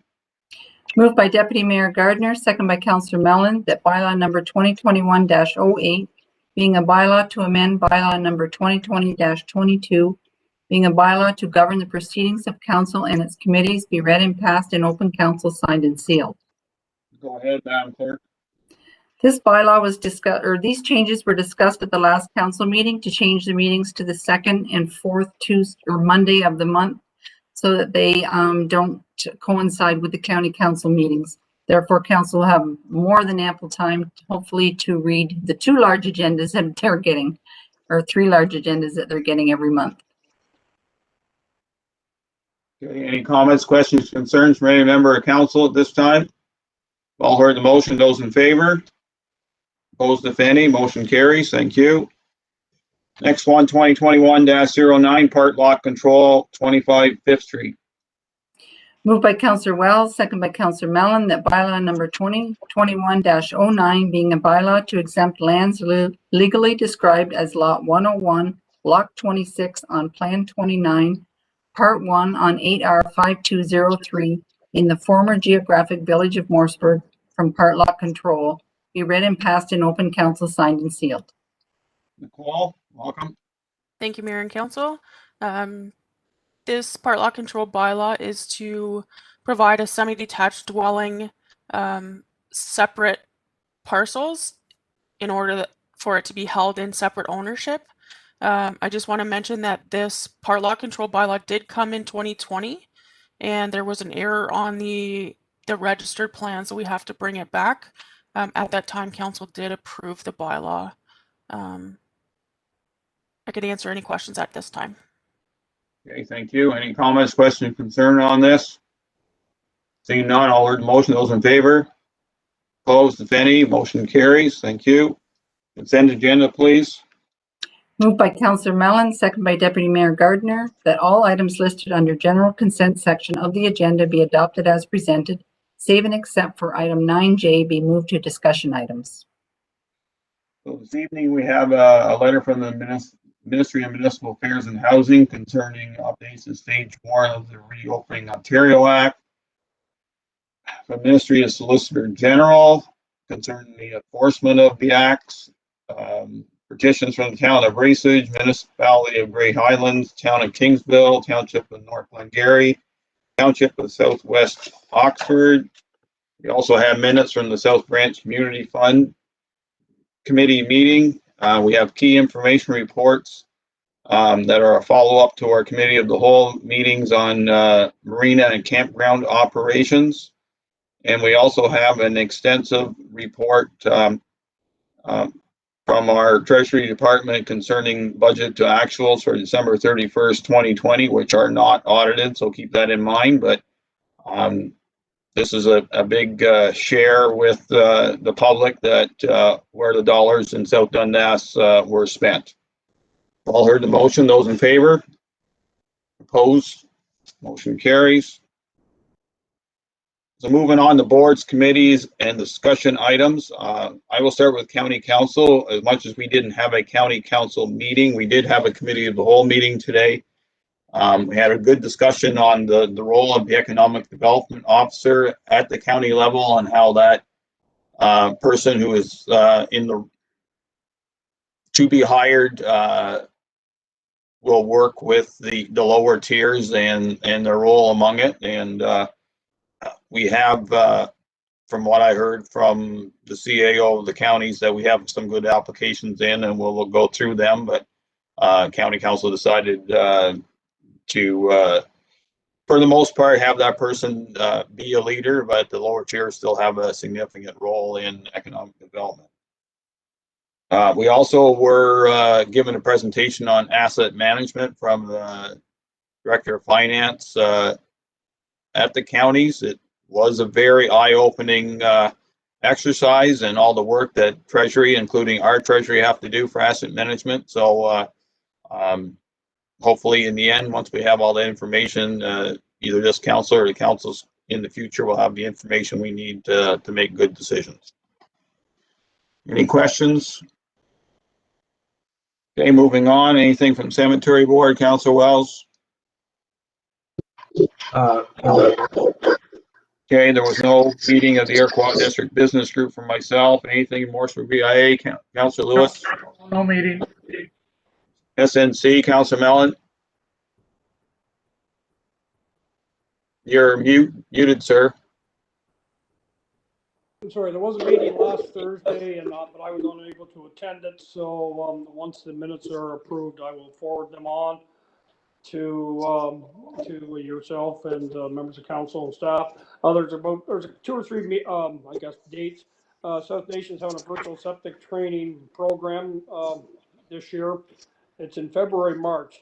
The date to be determined, I guess, and I will forward that on once I have that. The annual flood forecast and warning information day will be a virtual exercise again, and it's February 3rd, I believe.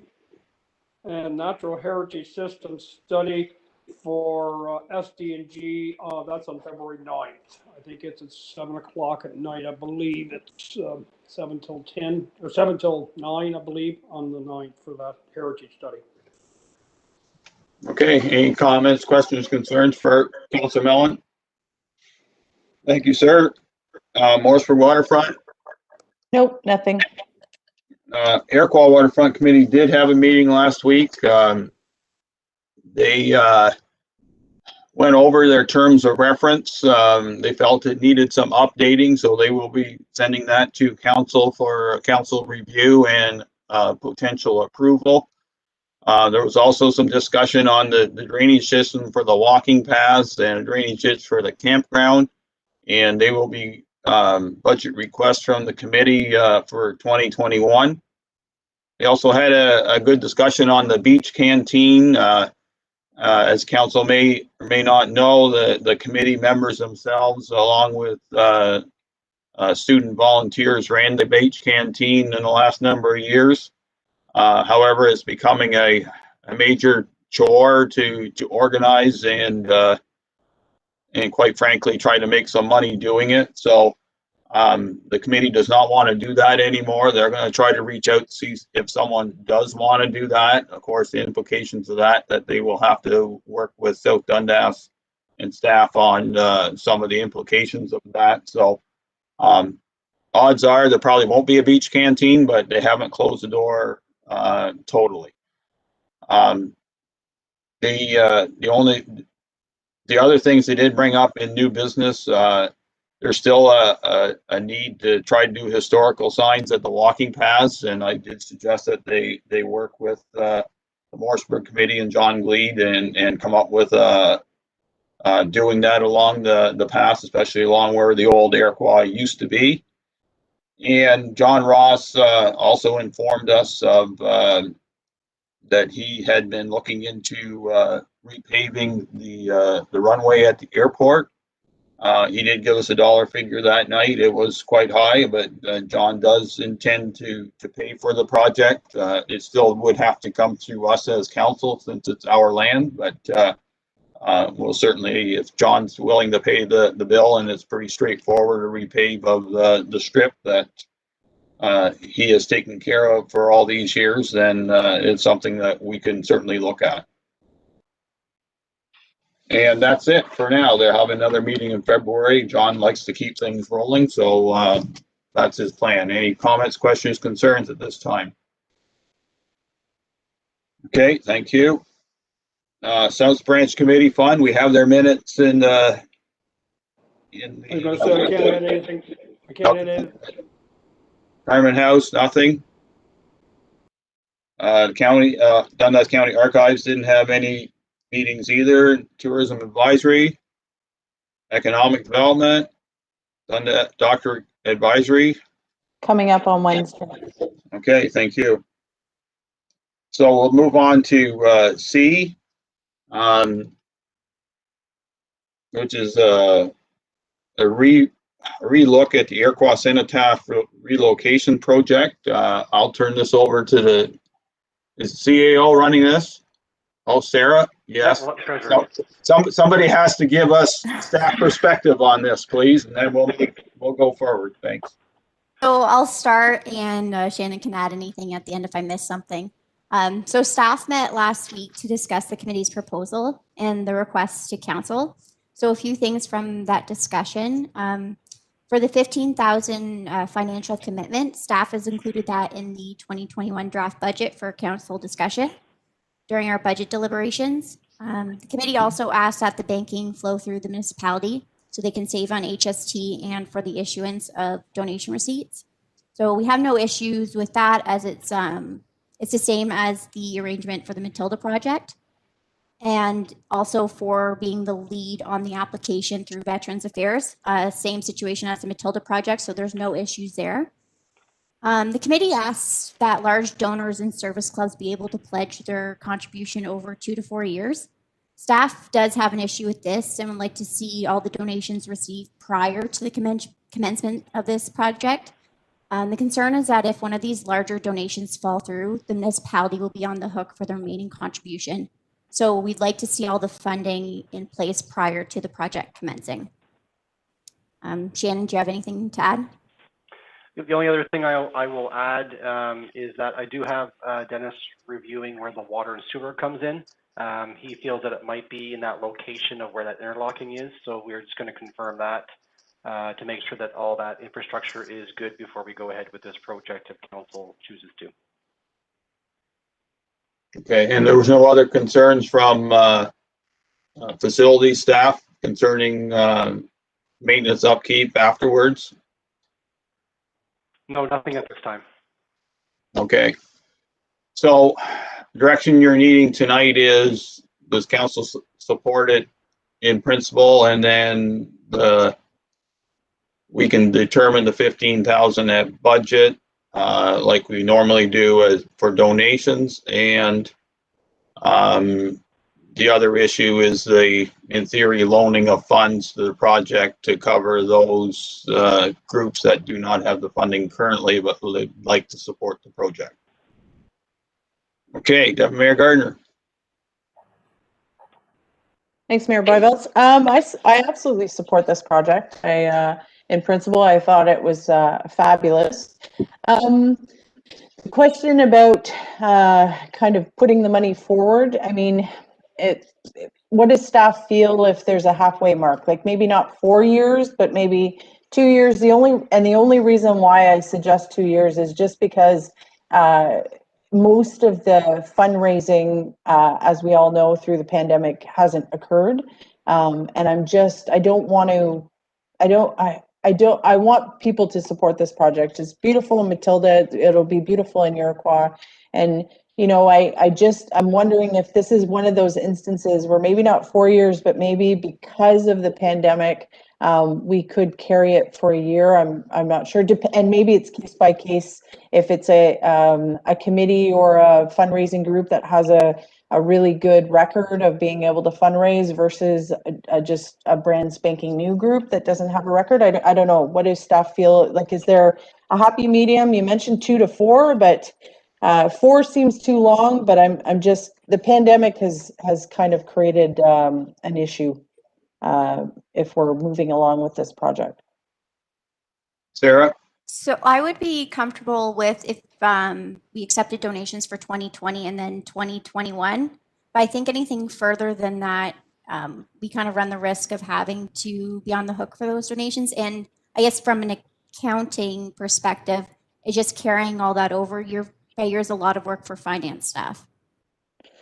Okay, so sorry, Mr. Mayor, if I may, so 2020, 2021 or 21? I'm sorry, 2021, 2022. I'm still okay.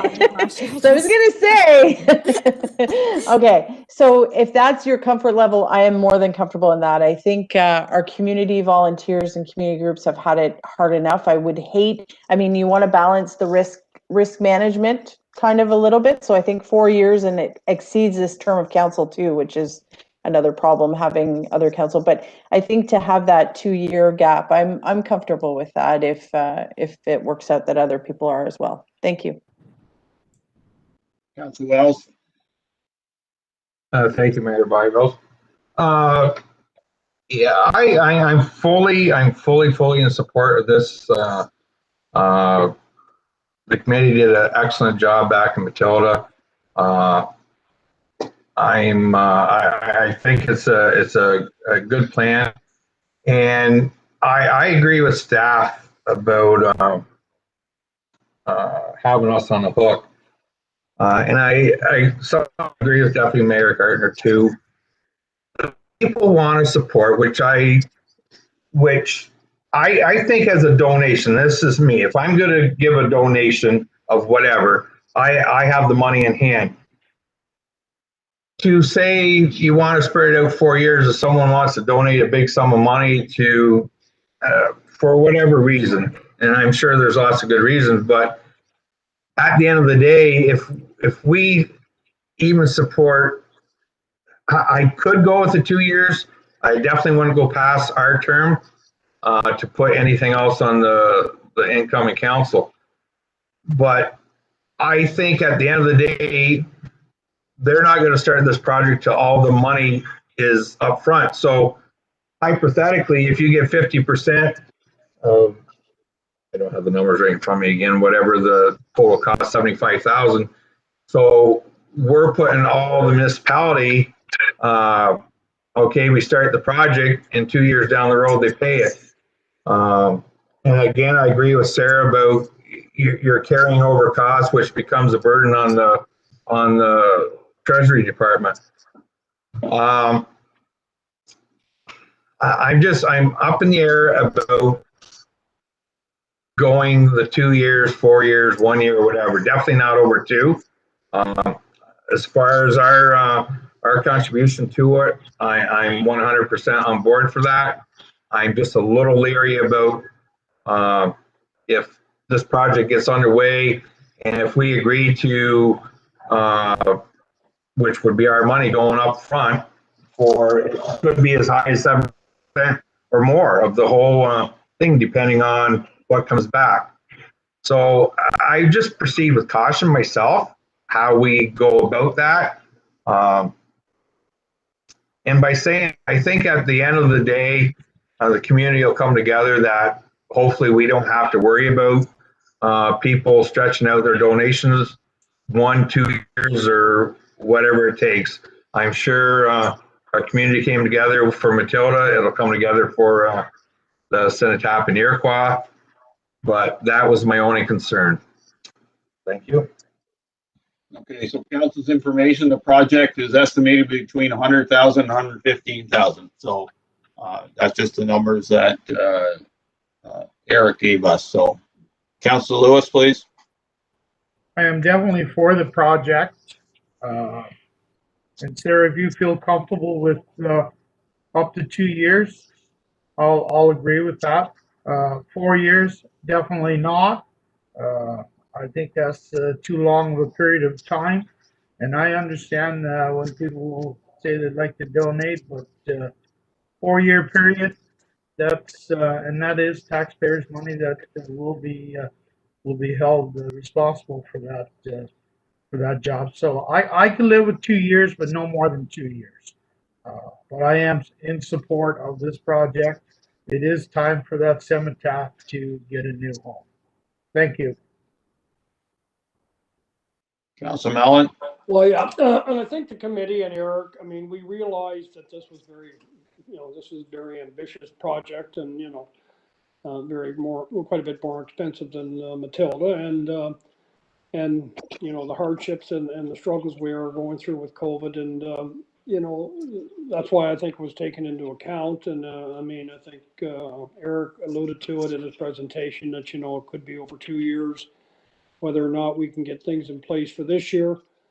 I can fully respect and appreciate what my members of council, other members of council are saying that, you don't want to be on the large donation and then if that dries up because you just don't know.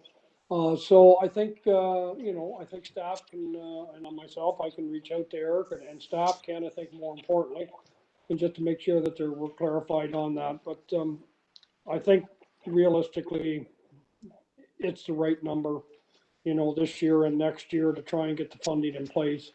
If we can't get it all for 2021, then, it's going to have to carry over. But I don't think realistically we can be on we can carry on for 4 years and, hold the next term of council, if you will, with a dollar figure going into their term. So everything else, I think, I'm hoping will come into place. And for those of us that know MP Duncan, he has taken this on, and I'm quite sure that come hell or high water, it somehow or another will get done. Okay, so first comment from myself is that yes, I support the project. I think all of us are willing to support the $15,000 contribution, whether we commit tonight or we commit at budget. On the potential loans, because that's basically what we'll be doing, we'll become the bank. I think I'd be all right allowing service clubs and to do so. It says large donors. That might be a challenge because if a large donor decides they want to do it over 2 years and they're not there in the next year, that's going to come out of our pocket. There's no other pockets around. So I think we have to be comfortable with whoever we get in the relationship with on this project. I know that service clubs like the Iroquois Matilda Lions or the Legion itself or other legions or other Lions clubs or other service clubs, I'm very comfortable with that within 2 years they can pay. And I agree with council. It's got to be no more than a 2-year term. It cleans it up going into the next term of council. And I think no council wants to get elected with a burden that the previous council laid on them without thinking it through fully. So yes, I think that's what we should do if we can do it at all. I want to make sure that the committee's aware of that we need to get those service locates, and if that's an issue, we'll have to figure out if that location is going to work at all, because there's nothing worse than putting a monument on top of a water line or a sewer line and all of a sudden it has to be dug up. And I think we all can appreciate that that's not going to be a very good plan long term. It'd be similar to the Iroquois roundabout, and that's about all I'm going to say on that project. So yes to the 15, yes to the 2 years. Service clubs, large donors, I think they're going to have to figure that one out themselves, or else we're going to be on the hook. I feel sorry because I'm sure there's some businesses that say, well, I'd like to do it over 2 years. the challenge is what happens to your business not there in next year, and that's a very unfortunate, but it's also could be a reality. And no disrespect to anybody, we have to live in the possibilities of that kind of world. So, anything further from any members of council? Councilor Mellon? Yeah, if you will, Mayor Byvells, I think I can agree with it, and I won't speak on behalf of Eric and the other members of the committee, but your idea as far as the private service clubs and whatnot, Shannon, I guess as soon as you have those locates and you find that, can you convey that information to that committee in case if it is if there's an issue with water or sewer underneath where the walkway is, it can be addressed sooner than later, because it could change the scope or the cost or the locations and whatnot.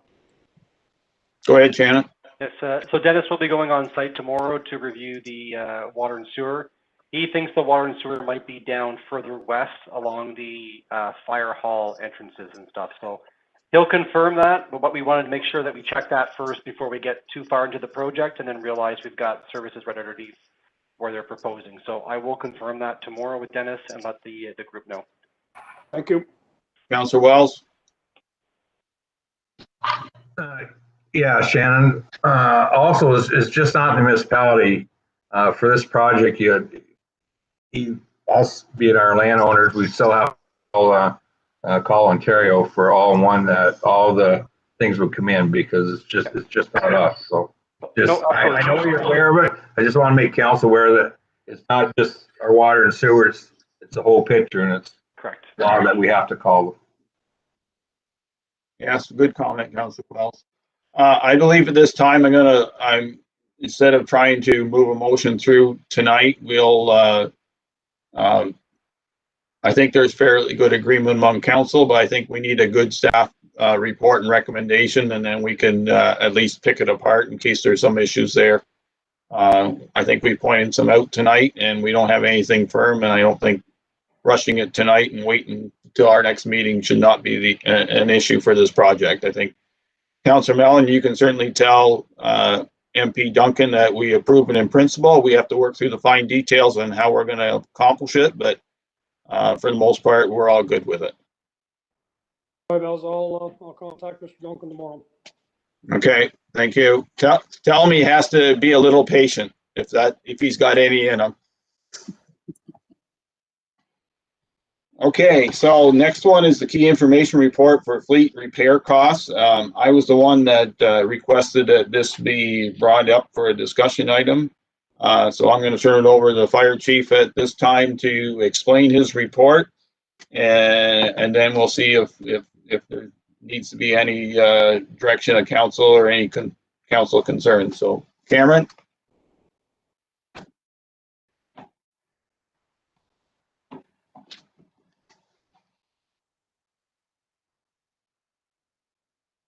We're not hearing you, Cameron, so.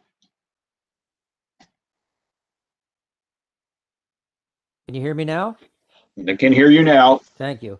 Thank you, Mr. Mayor and Council. So I started this report a few weeks ago, and when I noticed that the cost of our fleet repairs were starting to escalate, we have done a lot of work on our trucks this year. Our new mechanic has been very diligent in getting some of the items caught up that we've been overlooking or putting off over the past few years. We did start off the year kind of behind the 8 ball because we were down a truck, so we had to rent one, and that cost us a few $1,000s off the kick last year or this year in 2020. Which I did not put in the report, but we did pay, rental on another vehicle for I think 3 months, if my memory serves me correctly, which added to our fleet cost, maintenance and repairs. We have asked staff to make sure that the trucks do move at least every 7 days. I talked to them again on last Thursday night at the officers meeting. They all agreed to do that, to try to see if we can't, by keeping them moving a little more often. Things aren't easing, things aren't getting stuck, and then when they go to move, they're breaking. I've asked the director Heim too, if he's here to kind of, in case that there's a question that I can't answer. So I did include in the report five things that the mechanic has noticed that need to repaired in the future. I will say that the cluster for one I already put off for 2 years, and I'd really like to get that fixed this year. It's the digital cluster that tells how much pressure the pump is giving. We do have some manual ones there, but I would like to get that fixed this year. I would also like to look at getting the 2 tankers in Williamsburg, 183, 184.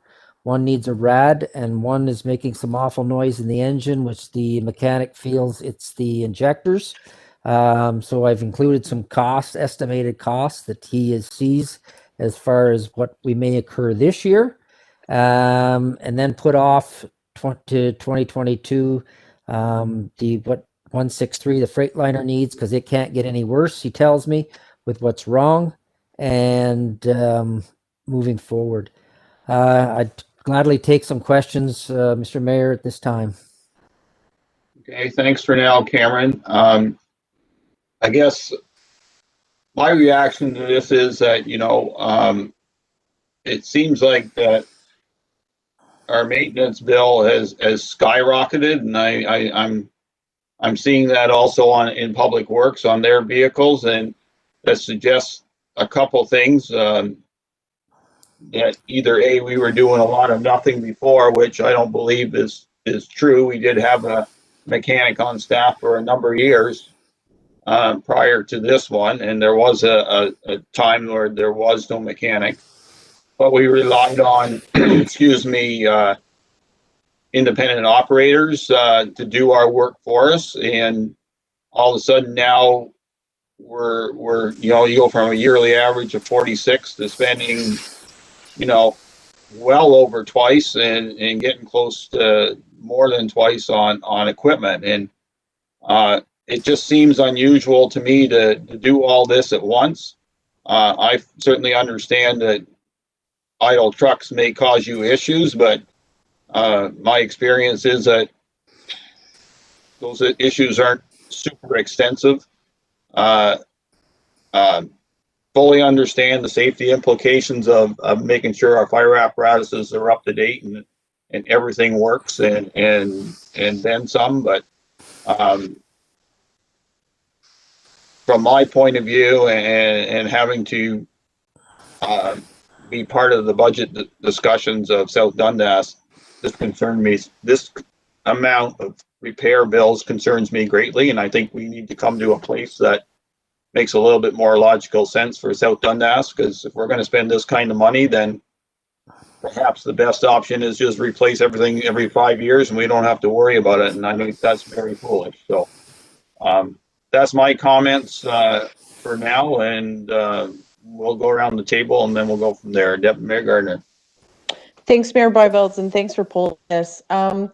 Cameron, I'm going to be honest with you. I nearly blew a gasket, actually, when I look at these prices. I'm really concerned. I was one of the people that thought that a mechanic would save us some money. It's not the case, and I understand there's maintenance, but why are we only hearing about moving the trucks, the fire trucks now? When I look at the calendar, I've been sitting at this table for 2 years, and now driving them is an issue, and I'm concerned as to why that wasn't brought up sooner. So just to your question, Deputy Mayor Gardner, I have been after the stations to move them. Got cooperation some, but now that the officers are seeing the cost, they now see and understand why I've been asking them to do this. And Okay. not saying that that's going to be Okay. the silver bullet, but we're just hoping to save some money.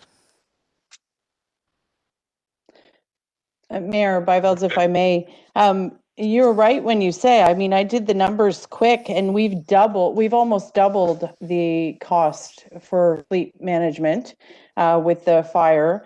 I mean, you're on the track. I see in your report that we're not done yet, that there's going to be another $20,000 bill invoiced. We're already at roughly $88,000. So I have some major concerns. I think that this probably we should have had this discussion maybe $40,000 ago. I'm questioning why a new mechanic wouldn't,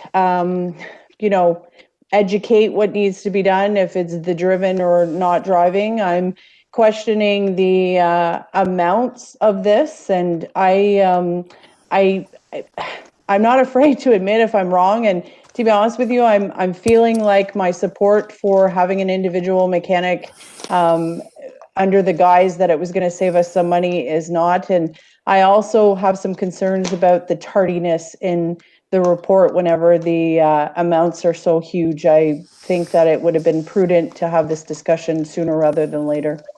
Thank you. Councilor Wells. Thank you, Mayor Vitals. Yeah, I agree with what I've heard right now. Those numbers to start with, we all understand maintenance, and like Mayor Bible said, I have a hard time, how it got to this point. I know as well. I have big trucks myself. If you don't move them, your brakes will see salvage plows, on and on and on. But then to Deputy Mayor Gardner saying about us 2 years now we're just our new mechanic saying, if hypothetically, this will help. Obviously, it's a no-brainer if you know anything about vehicles. If you drive them, it's a lot better for them.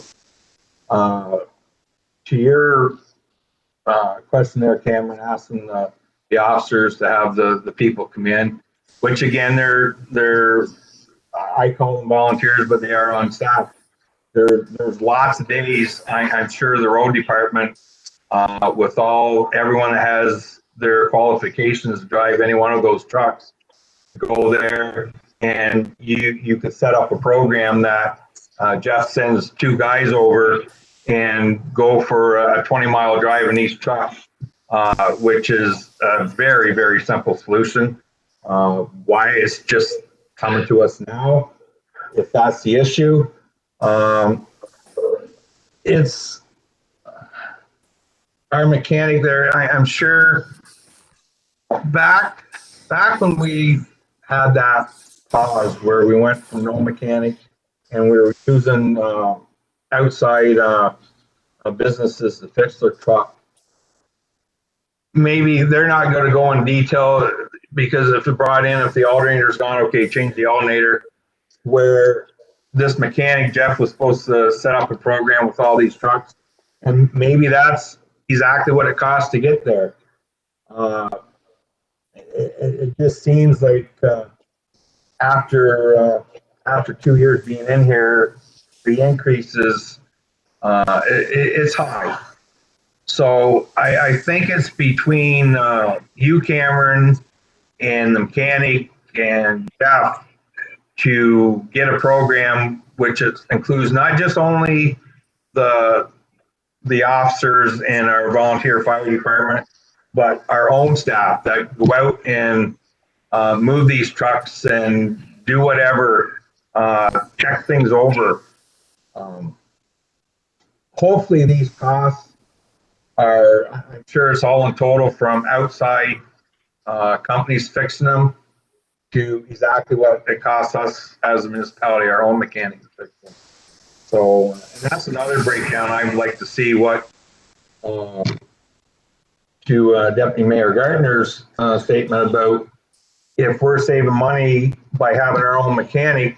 I would like to see how much we spent since we hired our mechanic, have a report from Jeff or Jeff and our Sarah to see what we spend outside over and above for repairs and safeties, which I don't think we should be going out there at all, but hypothetically, if it comes where two trucks need to be safetied all at once, well, you got to get them the safety.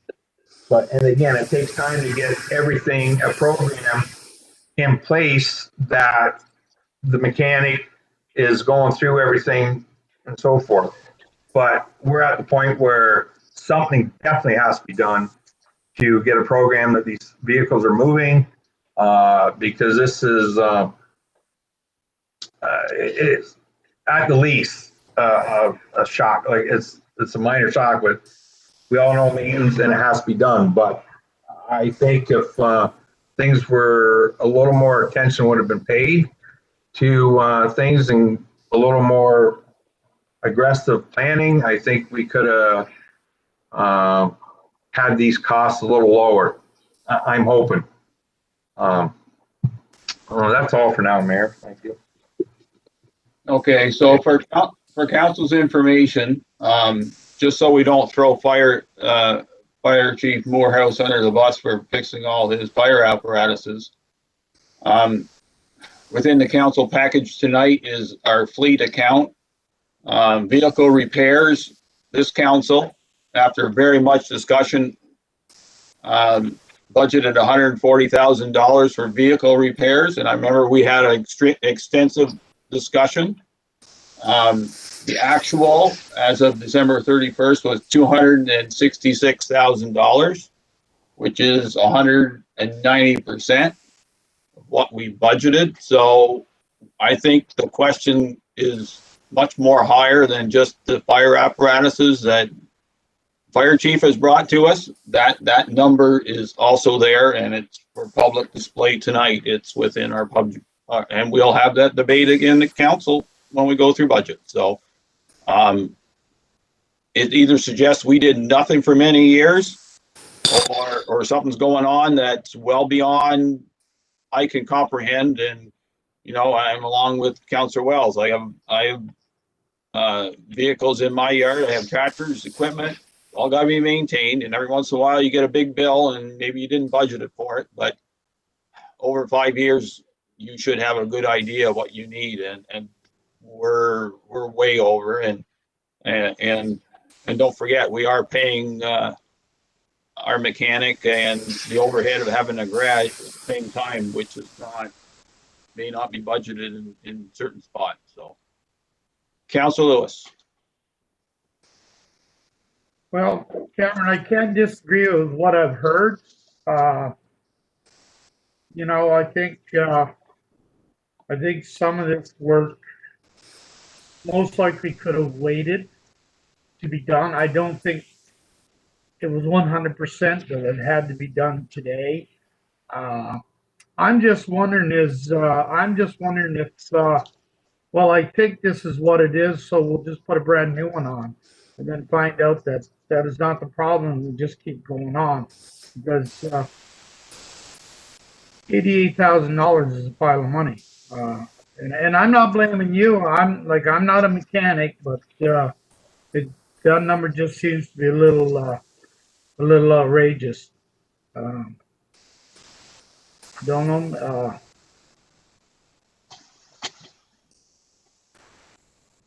I'm going to leave it there. It's just that number is just out of this world, and I think that we're going to have to, in 2021, we're going to have to come and get the telescope out and see what is being done and what it's going to cost to get there. Thank you. Councilor Mellon. I don't really think I can add anything to the discussion that hasn't been already said by the other members of council and yourself, Mayor Byvells. I think the one thing we got to keep in mind here is the fact that we went without a mechanic for, I don't know, 2 years, year and a half, whatever it was.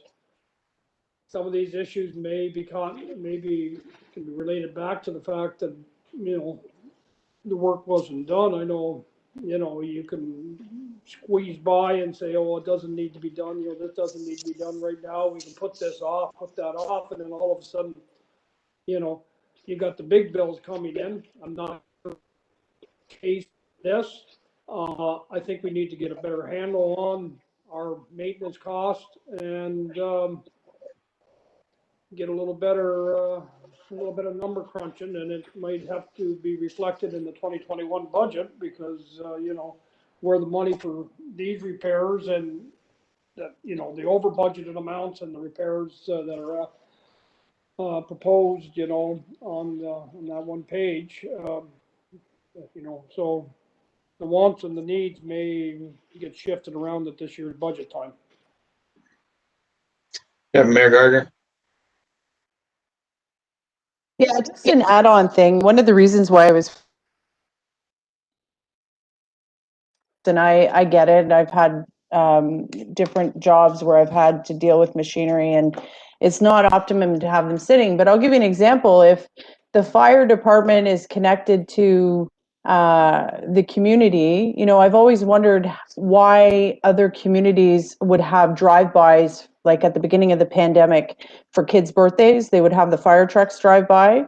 And people would comment, I don't understand how they can do that. I bet you $10 they're working it into their program to get those machines going. So if you look at this stuff with more of an umbrella look and have a schedule of the fire trucks being driven around, you can add some value to our community. And I know I'm the only one with a little kid on the thing, but I remember those videos at the beginning of the pandemic, and people were wondering why we weren't doing it in South Dundas, you know, the drive-by with the fire. And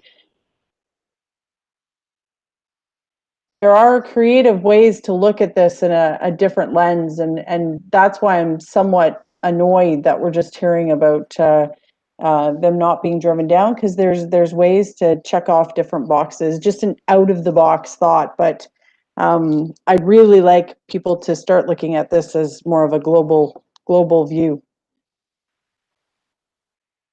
Anything further, Council Wells? No, I do agree with Deputy Mayor Gardner on that. Like to utilize, if we're going to drive trucks, and if you have the public phone in and say, well, my son's birthday is such a day, and if we're going to do it that day or put it off a day, it's something to look into. But at the end, it's going to be interesting, like Councilor Mellon said, when it comes to budget to the wants and needs here. So we'll just leave it at that for now, and the numbers are there in front of us, and we'll see what happens. Thank you. Okay. Anything further, Cameron, on this?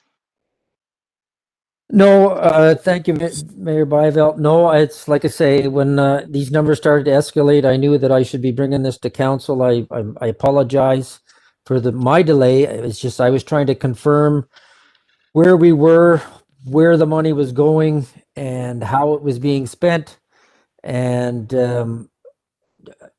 just to, again, to bring it to council's attention, so they knew how I was feeling. I kind of feel like some of you do, and it's not my intent to be over budget. I'm a pretty thrifty kind of a director, but again, we will work with our mechanic, and we'll get the cost down next year. I promise you that. Okay, thank you. Just a closing comment on the possibility of using fire apparatuses for parades, and I put parades in quotation marks. That we did have requests in South Dundas that Chief Morehouse filtered down to me, and if you're going to throw a responsibility to that, I did say no. I didn't think that was a good use of municipal resources. However, if council wants to have Chief Morehouse bring a resolution to council to look and debate at it, then I'd be open to that, and then we can go from there. Mayor Gardner. Yeah, my comments just in, if we intentful and let that there, I'm not saying we need to do 50 birthdays or whatever. I'm just saying that if this has to be done anyway, and it's done potentially by our volunteer fire department who are available on weekends, then there could be some coordination to add as an added something. I'm not saying that we get into the parade business In effect, I'm just saying that if we're going to use, if the cost to run the machinery is occurring anyway, we could potentially have some sort of coordination. That's all I'm saying. Okay. Fair comment. We'll have that debate. If I'll have Cameron bring something to council sometime in the future, and we can have that discussion. The only thing I did see when I was made my decision is that you say yes for one, you're going to be saying yes for all. So we'll have a lot of out there calls at once. But anyway, we'll deal with it. Thank you, Cameron. So the last thing we're here to discuss is the stay-at-home order and how it relates to staff. Councillor Wells had questions at our last meeting concerning the workload of staff during the lockdown period, which hopefully will end next weekend. But I've asked CAO to address the current lockdown staffing regime and what he would envision if the lockdown continues on for any kind of time. So Shannon? Yes, thank you, Mayor and Council. As per the last meeting, I have been dealing with our directors at our senior staff level on a week-to-week basis, checking in to make sure that they're keeping staff busy. I do have outstanding project lists from recreation and facilities. It ranges from brush cleaning and tree trimming, tree inventory and maintenance plans, outdoor rink assistance, which they're currently with the Morrisburg and Iroquois outdoor rink. We've deployed staff to go ahead and start doing that, which is up and running on the weekend. We're doing some work right now in the arena with our dressing rooms and exhaust fans, the janitor room restoration, hockey net restorations. So we've got a multiple of tasks that staff are doing. At the facility level, we're doing work at the Justice Building, the arena as well, the libraries. This is kind of work that has been on the agenda before, but now that it's slowed down a little bit, staff are able to kind of get the finishing works done. We did talk today at our senior staff level. Staff do feel at this time we do have enough work for staff up to February 10th, which is the stay-at-home order is supposed to be removed. If it does go beyond that, I probably will say that we need to have a further discussion on the plan will be forward. We feel at that time there might be not as much work for staff, for certain staff, which we'll have to explore at that time. So as of right now, we are good from the staff level, but if it does move forward, we'll have to have a further discussion with senior staff and then ultimately with council. So if there's any questions for council from council, I'll be more than happy to answer them. Okay, Councillor Wells, you started this. I'll let you start the. No, I'm good with Shannon's report there. I'm happy that I see the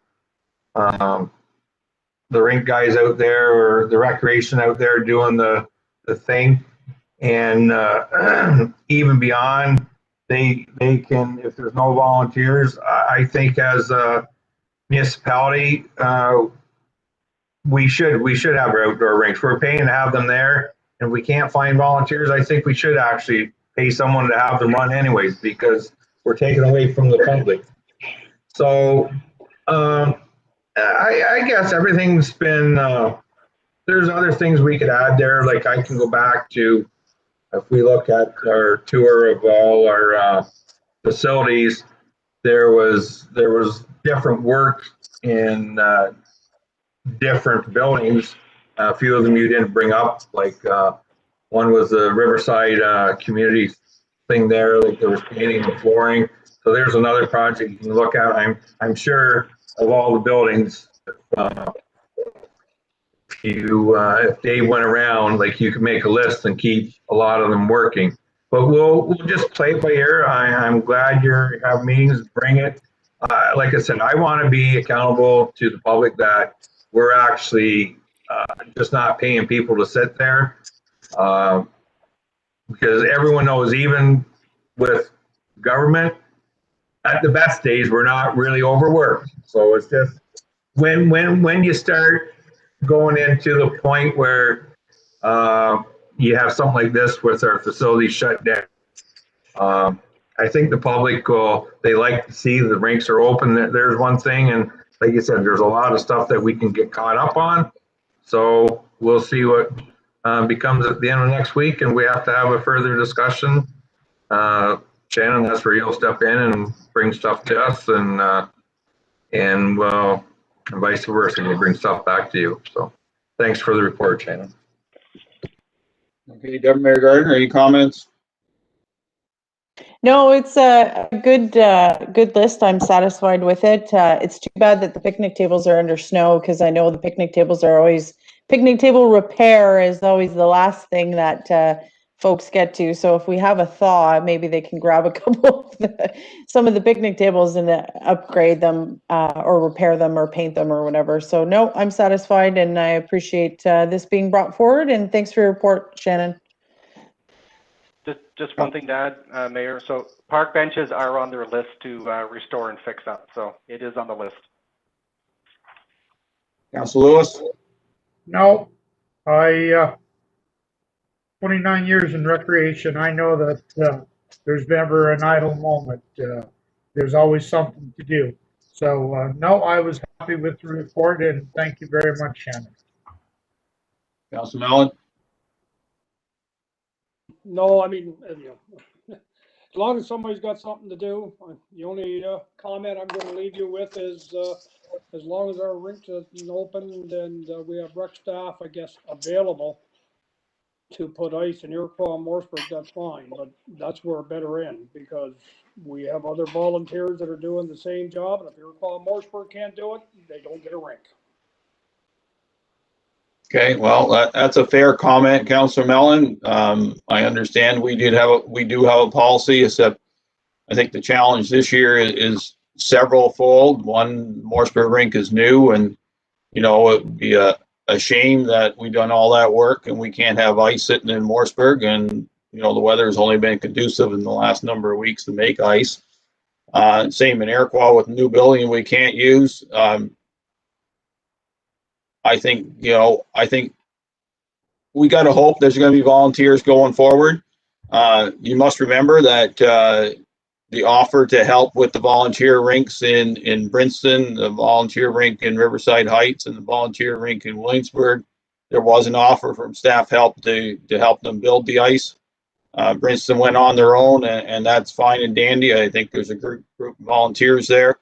No disrespect to the volunteers in Williamsburg and Riverside, but their decision was that if they couldn't play hockey on their facilities, that they wouldn't put the ice in. So that was their decision, not South Dundas's decision. And the hockey decision is strictly part of the COVID restrictions that have been in place with the Eastern Ontario Health Unit in the province of Ontario. So I think we're trying to be as fair as we can. We don't have any fancy dancy rink like the Rink of Dreams in the city of Ottawa or the Rideau Canal, but to have nothing within our municipality, I think, especially this year where we've been extremely challenged in trying to find things to do, since we can't do anything inside that give us the physical distance to keep things under control, is something that we could do since we did have staff available. And as I said, I'm not advocating do this forever, but this is the year that we had the availability. And I agree with Councillor Lewis. It's just like any other place. There's always jobs, but as Councillor Wells and I've said before, you can't run out of jobs. So I think if the lockdown continues, then I expect our CAO to come back on. We are meeting on February 16th, as much as it's mainly focused on public meetings for zoning changes. We could add that to the agenda if necessary, because we can't predict that between here and there. And we'll see if that becomes an issue or not. Hopefully it doesn't. Hopefully we can get back to work.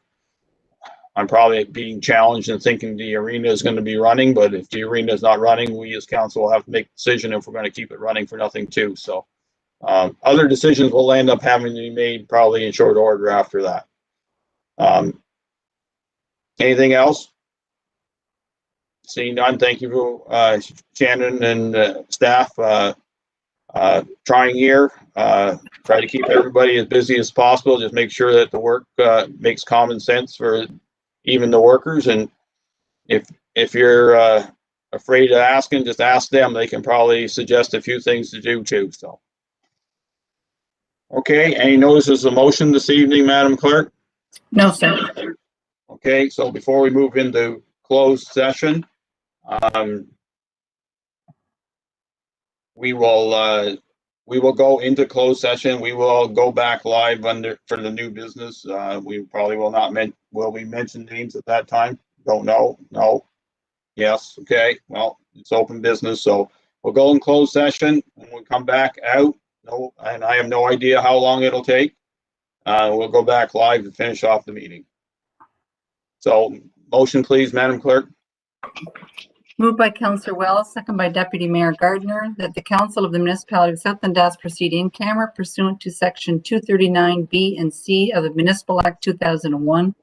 More specifically, personal matters about an identifiable individual, including municipal or local board employee, in a proposed or pending acquisition or disposition of land by the municipality or local board. All heard the motion. Those in favor? Opposed, if any? Motion carries. So we'll cut off now and we'll see you later. Thank you very much.